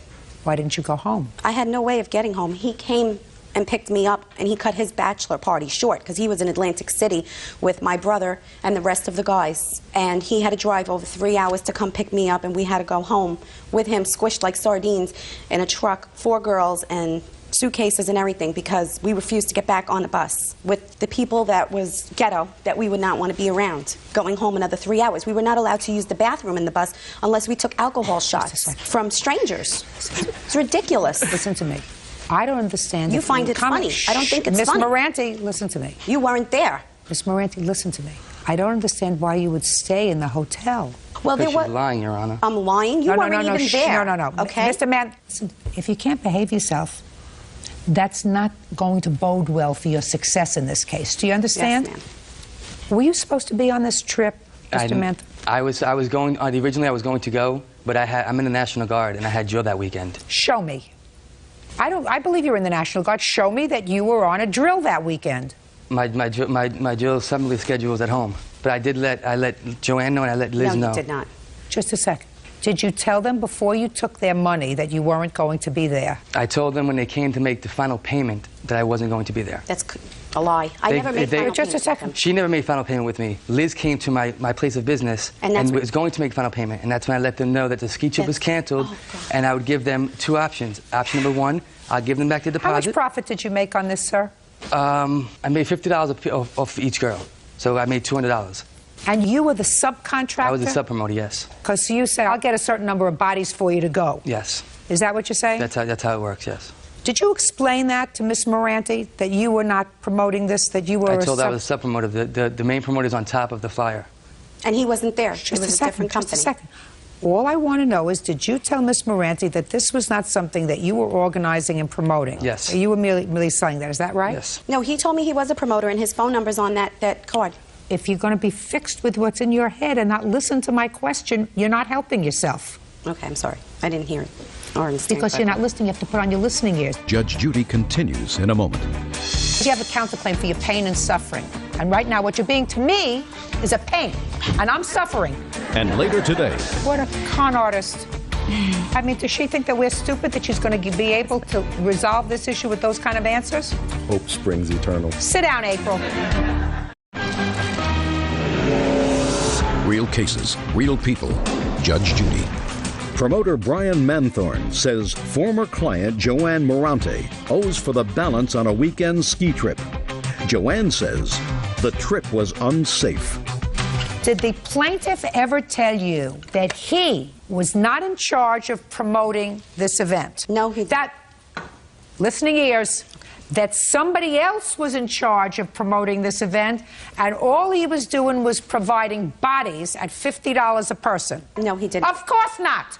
Don't fib to me, sir. Your Honor. Now, listen to me. Did you tell her that this was not your gig, that you didn't know anything about it, but that you were getting $50 a head for every person that you brought in? I didn't tell her what I was getting. I told her that I was sub-promoting. Yes, I did.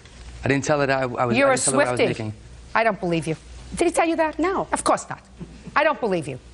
That's a fib. Thank you. Well, Your Honor, I also have a tape. She's claiming something about the bus ride. I also have a tape that Liz left on my voicemail message about the bus ride. Can I play it? Absolutely. Saved voice message. Hey, what's up? Just wanted to call you that, Is that Liz? I was a bit happy.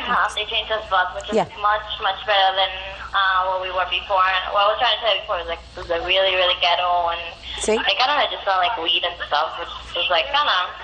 But now they changed us to another bus, so much better. So we're like more happier. So if anything, I'll talk to you. All right, bye. That's exactly what she said. Yes, and that was she before. Said that the second bus. She said the second bus. She had to drink and everything like that. That's correct. She used a bathroom. She said the second bus was better. Why should she have to tolerate the first bus? Absolutely, I agree with her 100%. Good. Then you get nothing. Stick with what you know, sir. It sounds to me like she had a horror show of a weekend. It was so bad that she wouldn't return on the bus back home, and she asked her husband, who will vouch for that, I assume, to cut his weekend short, to come and pick up the 4 girls because they were so put off by what was going on with the bus that they didn't want to take the bus home. Why do you think she would do that if it wasn't miserable? Because she calls me a con artist. You are. You are. Okay, if I'm such a con artist, you are. If I'm such a con artist, then when she wrote me these checks, I would have cashed them the day of. That's your problem. I never did did that. When to cash the check. Absolutely, she Your did. counterclaim's dismissed. She absolutely did. She said. Do you understand? I guess. You guess. You know why? No. Very easy. Because you have a counterclaim for your pain and suffering. And And right false now, what you're being to me is a pain. And I'm suffering. Because I already told you that this is a court. And in a court, when I look at you, you testified he was quiet. So your counterclaim is dismissed. That's your punishment. It's a big punishment. It is. It absolutely is. So you got $250 deposit. That check went through. Is that right? Yes, it went through. You got $50 a person for how many people? For 4 people. That's $200. That's $450. Is that correct? Yes, ma'am. How much money are you out? I'm out $940 minus $200. That's right. That'd be 7. That's what you're out. Don't do it again. Stick with what you know. If you con somebody into thinking that they're going to have a great weekend and they have a miserable weekend, there has to be consequences. That's your consequence, $750. Your counterclaim's dismissed. That's all. Parties are excused. You may step out. Brian's a con artist. He got what he deserved. Outrage that somebody can pay for something, spend the whole entire weekend, and still get away with not paying for it. It was just horrible. It was terrible. There was marijuana going on. Marijuana use is illegal. She had a choice to get off that bus. It was out of control, ghetto, something that I would never take part of. When she seen that it was so ghetto, quote unquote, she could have left. She chose to keep going. He deceived me from the beginning. Stay away from prissy girls like that. And now the next case. All parties in the matter of Liebhardt versus Malone. Step forward. 19-year-old student Angela Liebhardt is suing her ex-boyfriend, automotive technician Michael Malone, for the return of her furniture and for throwing away her computer. Michael says the computer had a virus. Miss Liebhardt, you and the defendant lived together for a brief period of time and claimed that when you moved out, you left some of your stuff there for the defendant to store. You don't want it back anymore. And then there was a computer that Mr. Malone says he got tired of storing and it was broken anyway, so he threw it out. Okay. When did you meet him? I met him in December of '03. Where? At a bar that a friend of mine owns. How soon did you move in with him? It was almost immediately. What does that mean? I mean, that night, the next day? It was probably about a week or so. What made you make such a precipitous move? It was an error in judgment. Okay. What did you bring with you? I brought my bed with me. Things were given to me during the relationship. The computer was given to me approximately a month before we broke up. By whom? My grandmother.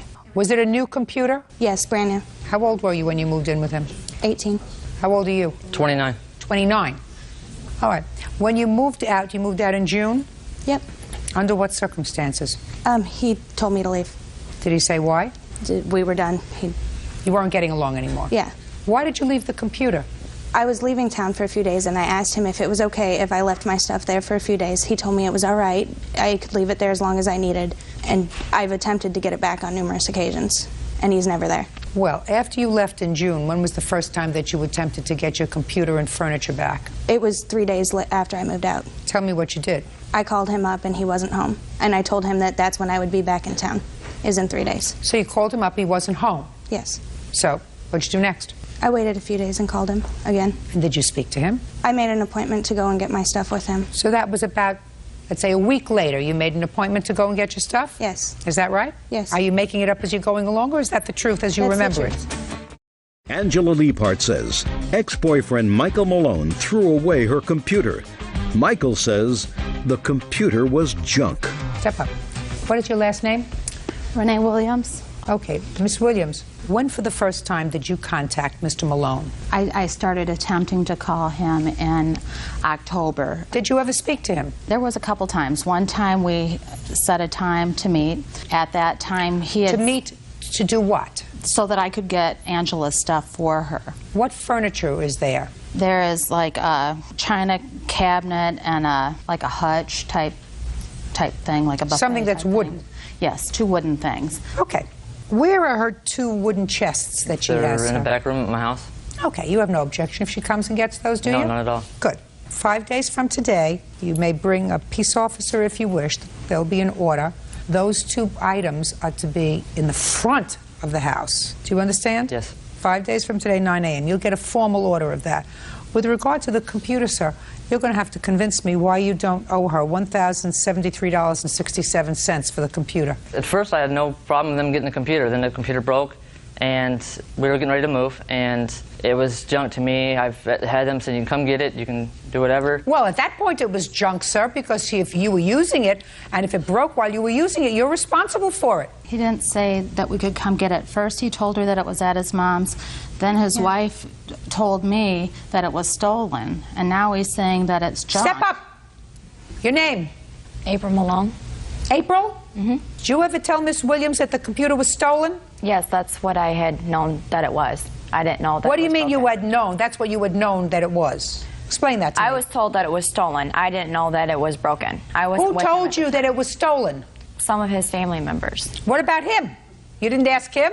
No. You didn't say to your husband what happened to you? His family members told you it was stolen? April, look at me. She says to you, where's the computer? You say to her, it's stolen. I don't know anything about the computer. To my knowledge, I knew it was stolen. Well, just a second. You're living with your husband, right, April? Yes. So it had to be your husband that told you it was stolen. I don't know anything about this. I don't know anything about this relationship. Are you listening to what I'm saying? I'm not asking you about relationship. Pay careful attention. You don't get off the hook, because I shake it until I get the truth. That if you told her the computer is stolen, you got that from your husband. I'm not sure who I got it from. I tried resolving this problem. I offered to claim it on our home insurance policy. I called them, and I had called my father-in-law because I did not know who the insurance policy was through. I still don't. So what did you do? You called your father-in-law and said, I want to know who our insurance carrier is, right? Yes, I tried that. What do you mean you tried? So did you get an answer? No, I did not. Why didn't you get an answer? They don't want to talk to you? My father-in-law is only home like once a week. He travels. God. What a con artist. I mean, does she think that we're stupid, that she's going to be able to resolve this issue with those kind of answers? Hope springs eternal. Sit down, April.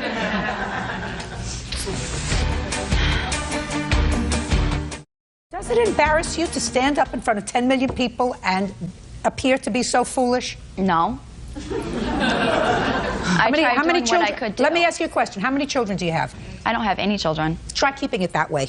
I plan on it. Judgment for the plaintiff in the amount of $1,073.67. 5 days from today, you can go get your property. That's all. Parties are excused. You may step out. I tried to get my stuff, my belongings. Number 22 on the calendar, the matter of Moore versus Kayla. Thank you, Bird. You're welcome, Judge. Parties have been sworn in, Your Honor. You may be seated. Folks, have a seat, please. Ooh. Family that certainly does not get along well. Miss Moore, the defendant is your niece. Yes, ma'am. And it is your claim that she had you falsely arrested for assaulting her last year during the time that your mother was ill and dying. Yes, ma'am. You went through a trial recently and were acquitted. Yes, found ma'am. not guilty. And you're suing her for the false arrest and for the year that you spent facing these charges. The defendant says that the charges were true and that she is counterclaiming for her injuries. Her injuries, I believe, were broken arm. Yes, ma'am. When was your mother ill last year? My mother became ill early in January, but she really got bad in March of, it was 2003. And when did this incident occur with your niece? March the 10th, after I flew to Texas to be beside my mother who was dying at her home. So you tell me your version of what happened, what led up to this incident. Saturday afternoon, my sister, Brenda, had instructed me to give medication to my mother every 4 hours without stopping. And it put my mother in a very... What kind of medicine was it?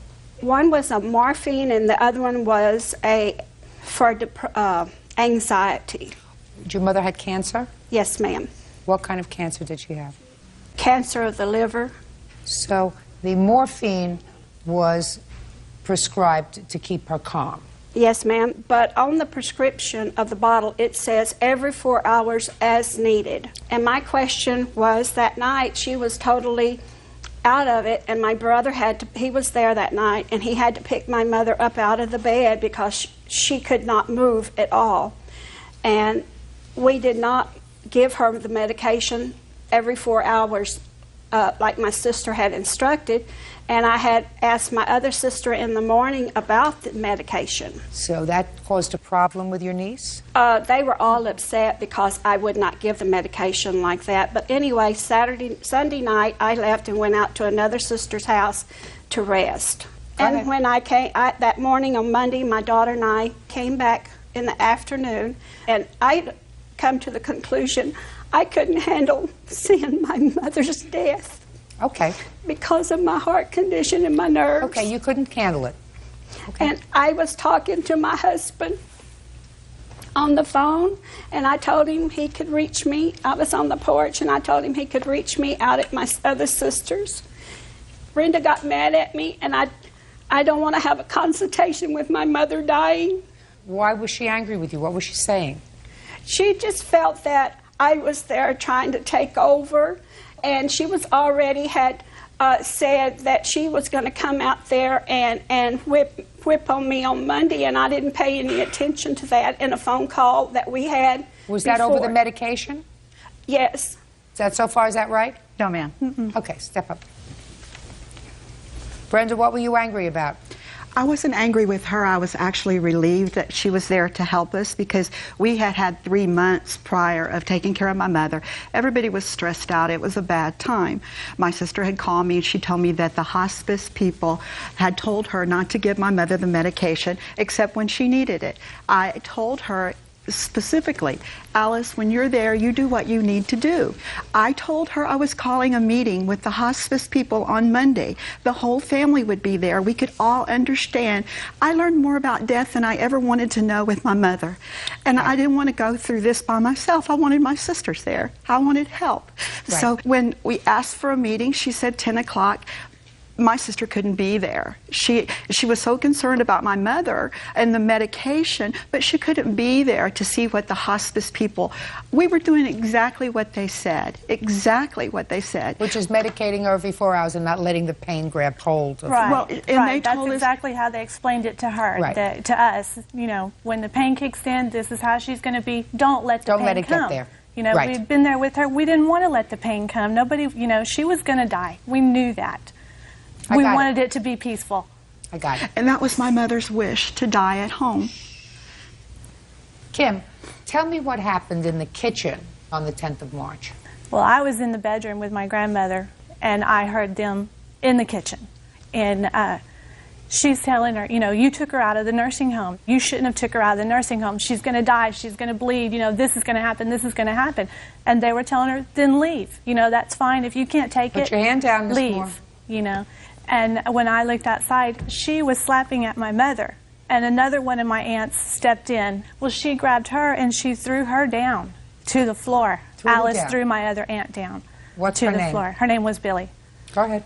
And then of course, I had walked in there in the middle of this, and my brother walked in, and she started screaming at my brother. And she was screaming obscenities that you would not believe.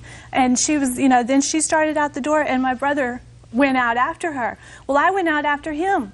Then she coming out there, and she's telling me, you know, we need to just call an ambulance for Billy, you know, we need to just go. So I'm going back in the house, and I get the phone to call the police. And as I walk back outside, because I'm hearing screaming now back at the porch. And I'm like, well, I thought she was going to leave. She wasn't leaving. And it's because her daughter over there was telling her, you don't have to leave. They can't make you leave. This is your mama's house. You don't have to leave. You know, her daughter was put in the quarter. And she knows if you push her, she's going to lose it. You know, she has a history of violence and just psychotic behavior. And I look at her and I told her, just go, just get that out of here. You know, that's what I told her, just get that. And I'm pointing at her, and as I'm pointing at her, she grabs this arm and she pulls me down. Her daughter steps between us, and she popped my arm down over her daughter's shoulder. It broke this bone up here into pieces. They had to go in and put a rod, you know, have a permanent rod in the middle of my bone. Judge Judy continues in a moment. I was leaving and they attacked me.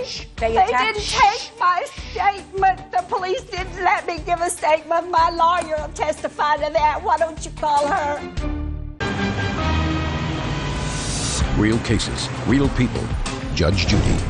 Alice Moore says her niece, Kimberly Kayla, had her falsely arrested for an assault. Kimberly says during an argument, Alice broke her arm. What happened to Billy?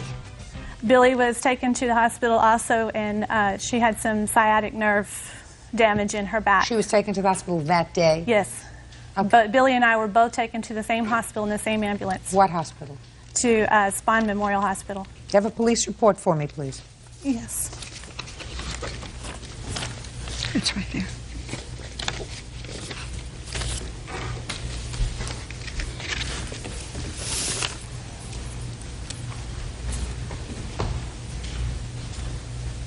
Okay, Ms. Moore, coming back to you. Now we're going to come to the point in this story where you're going to tell me your version of how her arm got broken. Well, first of all, there was a consultation in the house, and Brenda held me and Kim, and I have a sworn testimony from the court where my attorney said, "And you slapped her?" And she said, "Yes." At that time, she hit me. Just a second. Who slapped you? Kim hit me in the face with the telephone while my sister held me in the kitchen and would not let me leave. Let me see the testimony.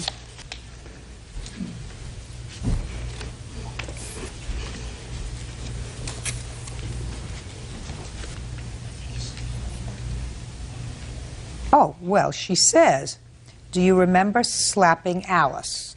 She said, "Yeah, I told you in the kitchen when she was pulling my hair and we were going back and forth." "And you slapped her?" "Yes." But, Judge, I could not be pulling her hair. Just a minute. Don't explain.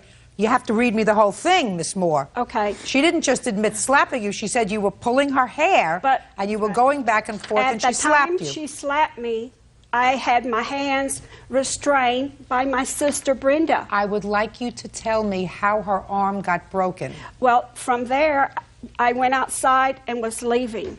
At that time, her brother stopped me from going to the car. He pounced over the porch and pulled his hand back to hit me. And you're looking at a guy, I wouldn't take my eyes off because he lifts weight and he could have killed me. And he said all kinds of things to me as I was trying to leave. My daughter stood in between us to stop it. Okay, so your daughter got in between you and her brother. Right. Okay. And as I was looking for my granddaughter, Kim. Just a second. If your daughter got in between the two of you, why didn't you go back to your car? I was going, but my granddaughter had the keys to my car. Where were you looking for her? Right there in front of my mother's house. Well, you just have to look. How old is your granddaughter? Is she a little teeny girl? Yes. How old is she? I thought she was about 11 or 12. That's what she looks like. How old? She just turned 18, Judge. So she was 16 at the time? 15. She hadn't turned 16 yet. 15 at the time. Well, you're not looking for her on the ground, madam. Listen to me. If you're looking for your granddaughter who's outside, and the people who are outside, according to you, your nephew, and your daughter, that's 3 people.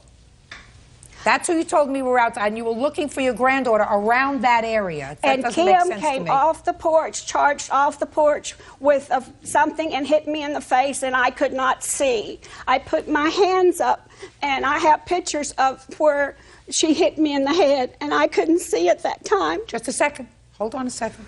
Show me the pictures that you have.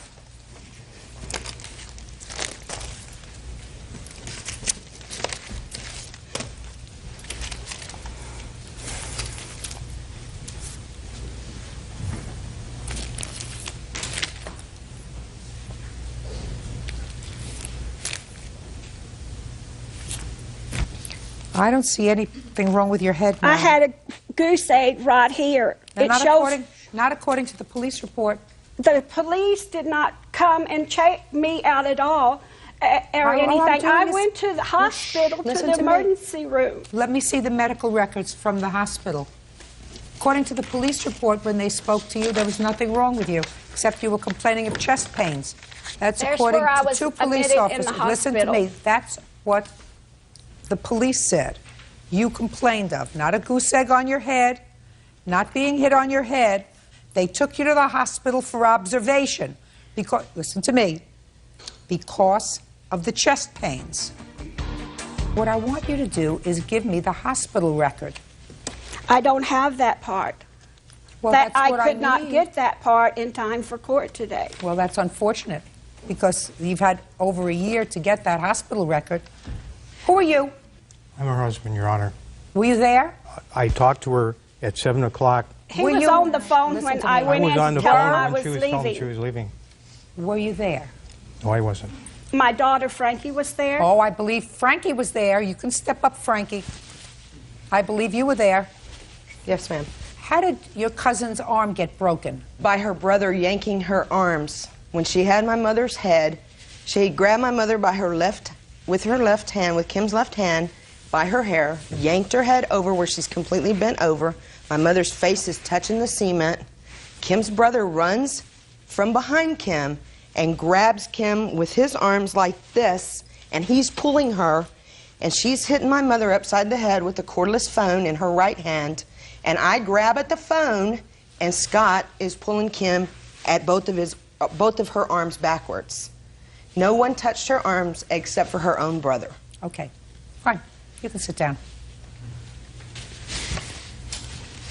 It's very unfortunate when everybody gets stressed out in a situation where...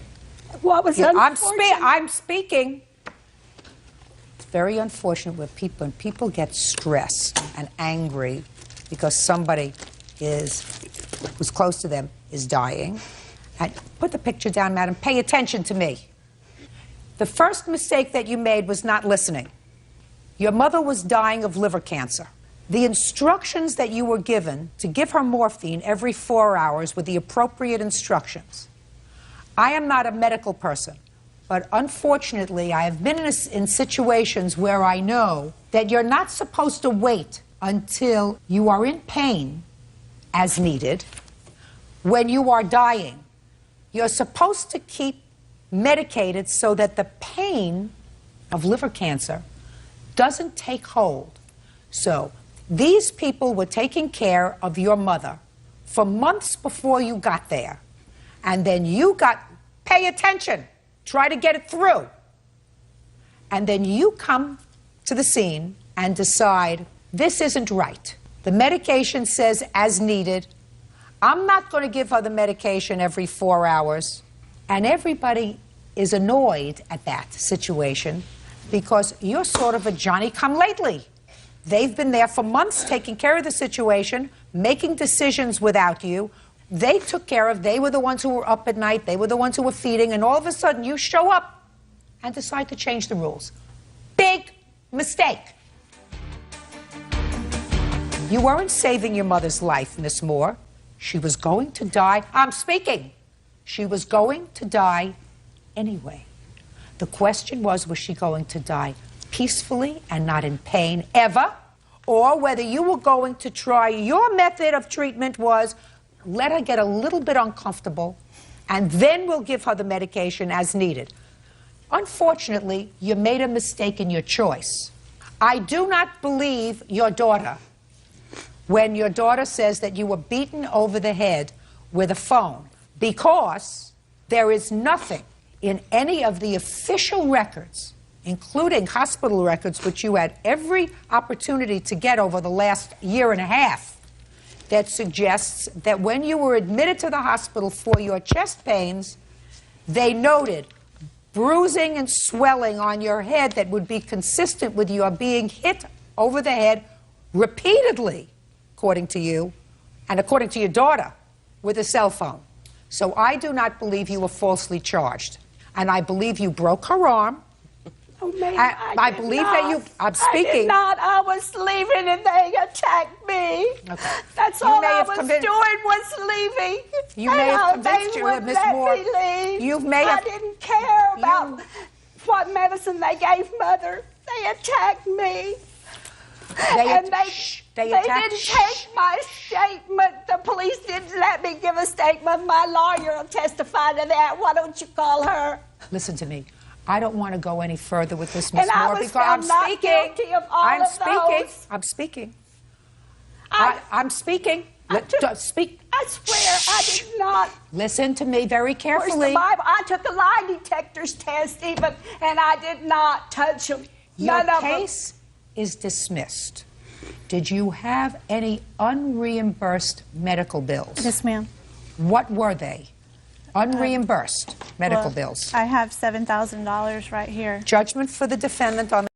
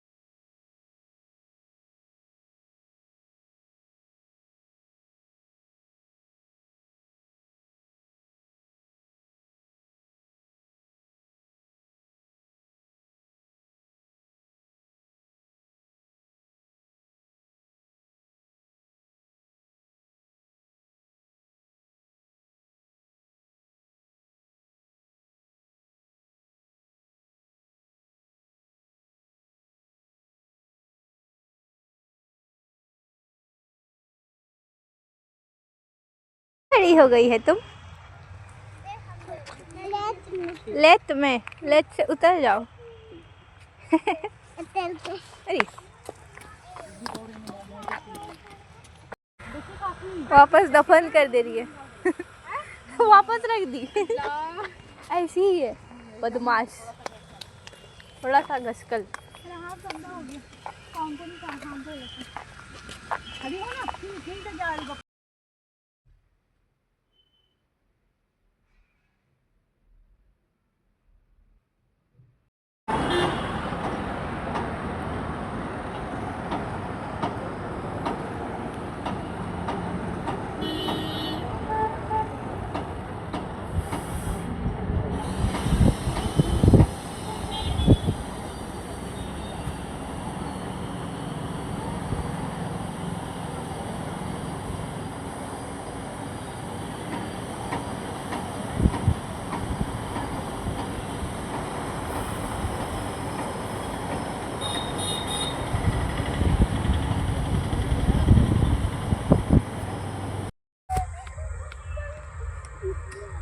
शुरू करो।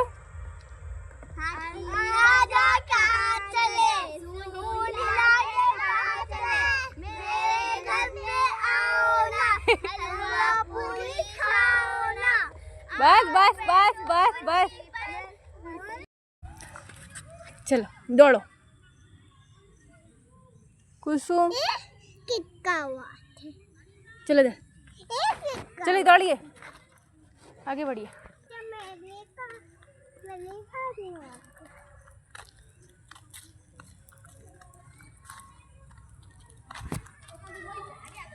कुसुम इधर देख के चलो, हंस के चलो, हंस के।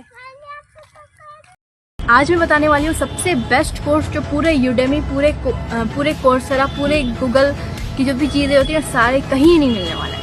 सबसे बेस्ट कोर्स है तुम्हारा एक्शन। तुम जो भी एक्शन ले रहे हो उसको, तुमको आज जो भी नॉलेज है उस पर एक्शन लो, और उसके बाद उसमें जो भी गलती हो रहा है उसको सही करके फिर सही करो, फिर दूसरा एक्शन लो। तो ये चीज़ तुम्हारा सबसे बेस्ट टीचर, सबसे बेस्ट कोर्स होने वाला है। So work on it.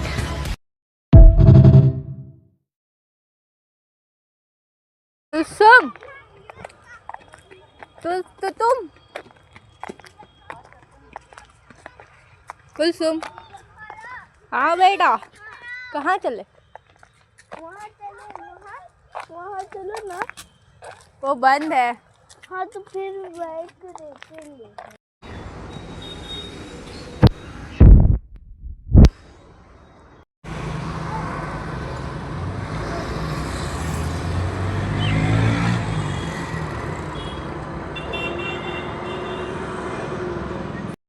So this is how I generated 42.9 million views in last 90 days. See, this is channel analytics and this is 42.9 million views in last 90 days. If you want to do this, then this is how I generated 42.9 million views in last 90 days. So this is how I generated 42.9 million views in last 90 days. दिखाई दे रहा है 42.9 million, ना दिखाई दे रहा है। So this is how I generated 42.9 million views in last 90 days.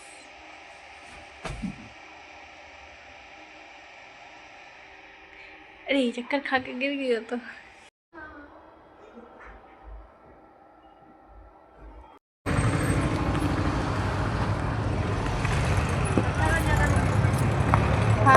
इसके लिए दो काम करना है। पिछले 4 सालों में मैंने बहुत सारे YouTube पे चैनल बनाए, लेकिन आज तक एक भी चैनल मोनेटाइज नहीं हुआ था। लेकिन पिछले कुछ दिनों पहले तक एक भी चैनल मोनेटाइज। पिछले 4 सालों में मैंने बहुत सारे इंस्टाग्राम नहीं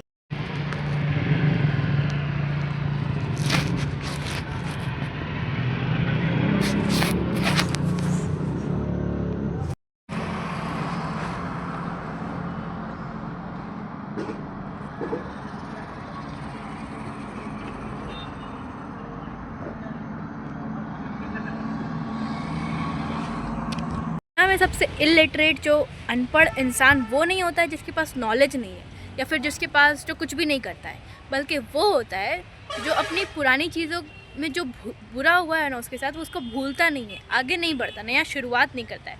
सबसे बेवकूफ़, सबसे इलिटरेट इंसान वही होता है। इलिटरेट सबसे जाहिल जिसको बोलेंगे ना, वो इंसान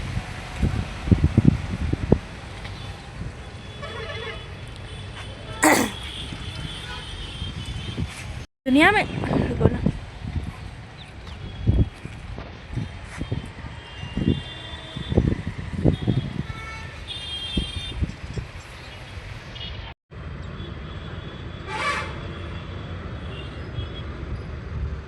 दुनिया में सबसे बेवकूफ़ इंसान कौन होता है पता है? जिसको नॉलेज नहीं होता। वो सबसे इलिटरेट इंसान कौन होता है? वो नहीं होते। दुनिया में सबसे बेवकूफ़ इंसान वो नहीं है जो सिर्फ बैठा रहता है और कुछ भी नहीं करता, या फिर वो नहीं है जिसके पास नॉलेज ही नहीं है। सबसे बेवकूफ़ इंसान वो है जिसके पास जो अपनी पुरानी चीज़ों को लेकर के रोता रहता है, जो अपनी पुरानी चीज़ों को भूलता नहीं है। Hello YouTube team, my channel name is The Meow Show and this is my channel's URL. Further details I'll show you on my phone on YT Studio. ये पूरे 10 दिन का चैलेंज है और आज है डे 1। डे 1 में तुमको सिर्फ 2 काम करना है। एक अपने विक्टिम माइंडसेट को छोड़ना है, दूसरा मैं आगे बताऊंगी। Turn point.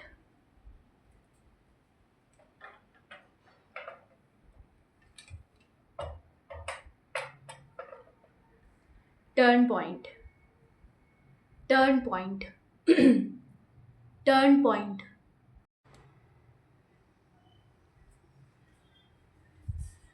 अगर तुम्हें लगता है कि तुमने अपनी ज़िंदगी में आज तक कुछ भी नहीं उखाड़ा है, तो ये है तुम्हारी ज़िंदगी का टर्न पॉइंट।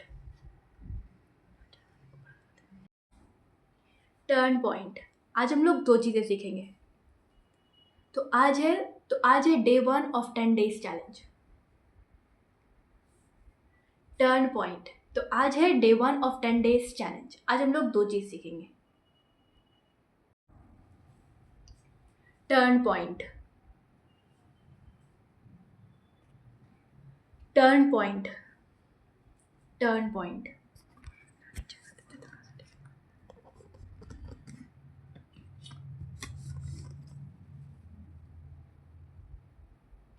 Turn point. अगर तुमको आज तक यही लगते आया है कि तुम सबसे बड़े, तुम आज तक कुछ भी अचीव नहीं करे हो, कुछ भी तुमसे नहीं हुआ है लाइफ में सबसे अमेजिंग जो तुम लोगों को देखते हो अचीव करते हो पर तुम नहीं कर पाए हो, तो ये है तुम्हारा लाइफ का सबसे बड़ा बिगेस्ट टर्न पॉइंट। तो गुमला वालों, फैंसी फर्नीचर लेकर के आया इस दिवाली धमाकेदार ऑफर। यहाँ आपको मिलेगा हर 10,000 की खरीदारी पर एक फ्री गिफ्ट। साथ ही नए डिजाइन के फर्नीचर अभी अवेलेबल है सिर्फ और सिर्फ इस दिवाली तक, और वो भी सही दामों में, और आपके बजट के हिसाब से आप अपने घर को दे सकते हैं इस बार एक नया लुक। और 29,999 में 6 सामान वाला ऑफर इस धनतेरस तक वैलिड है। तो अभी विजिट करिए सिसई रोड भट्टी तालाब के सामने फैंसी फर्नीचर।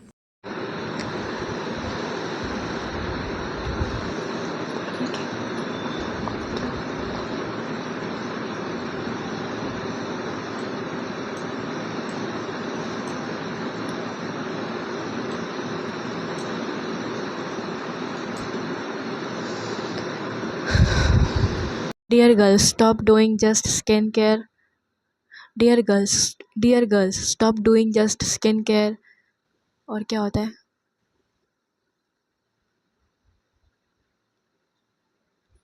लड़कियों से पूछना चाहती हूँ आज मैं पूरे भारत देश के लड़कियों से कुछ पूछना चाहती हूँ। What are you doing? Are you just depending on a degree and just getting married? Or are you doing something on your own? Just speak right now. If you are a girl and you're watching this, watch till end. This will change your whole perspective. So, this is myself, Ariba, first of all, and I have not achieved anything in my life. Doesn't matter. But I am growing many things right now. Okay.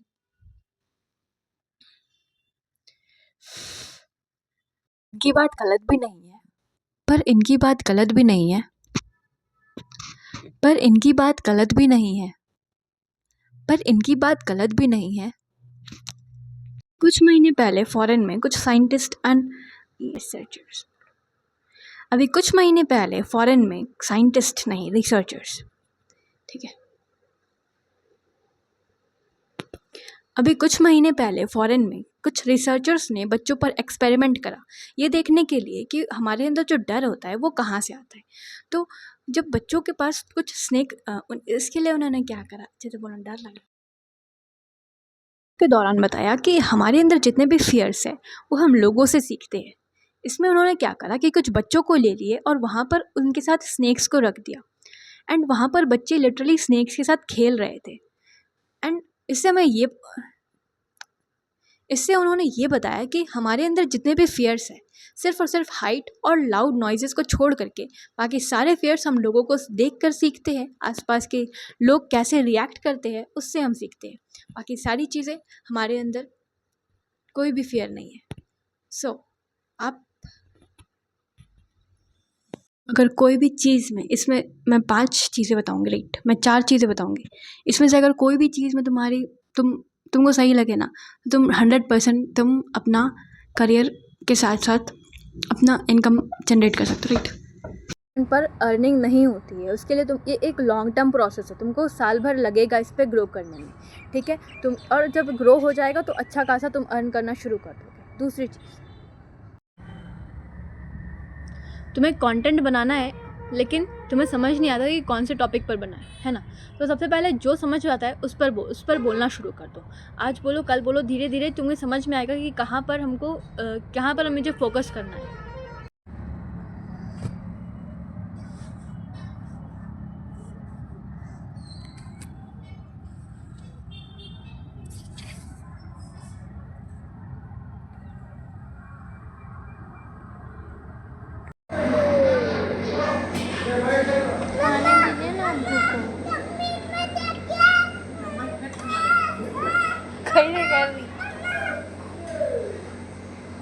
चुट्टी को बोल रही है।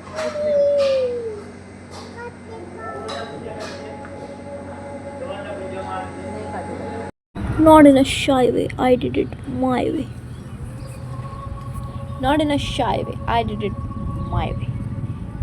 So, blah blah blah blah blah.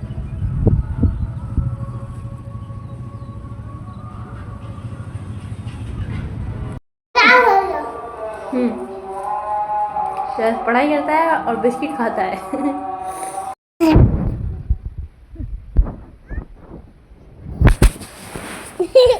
जैस मार खा गया मेरे से, जैस और मार खाएगा।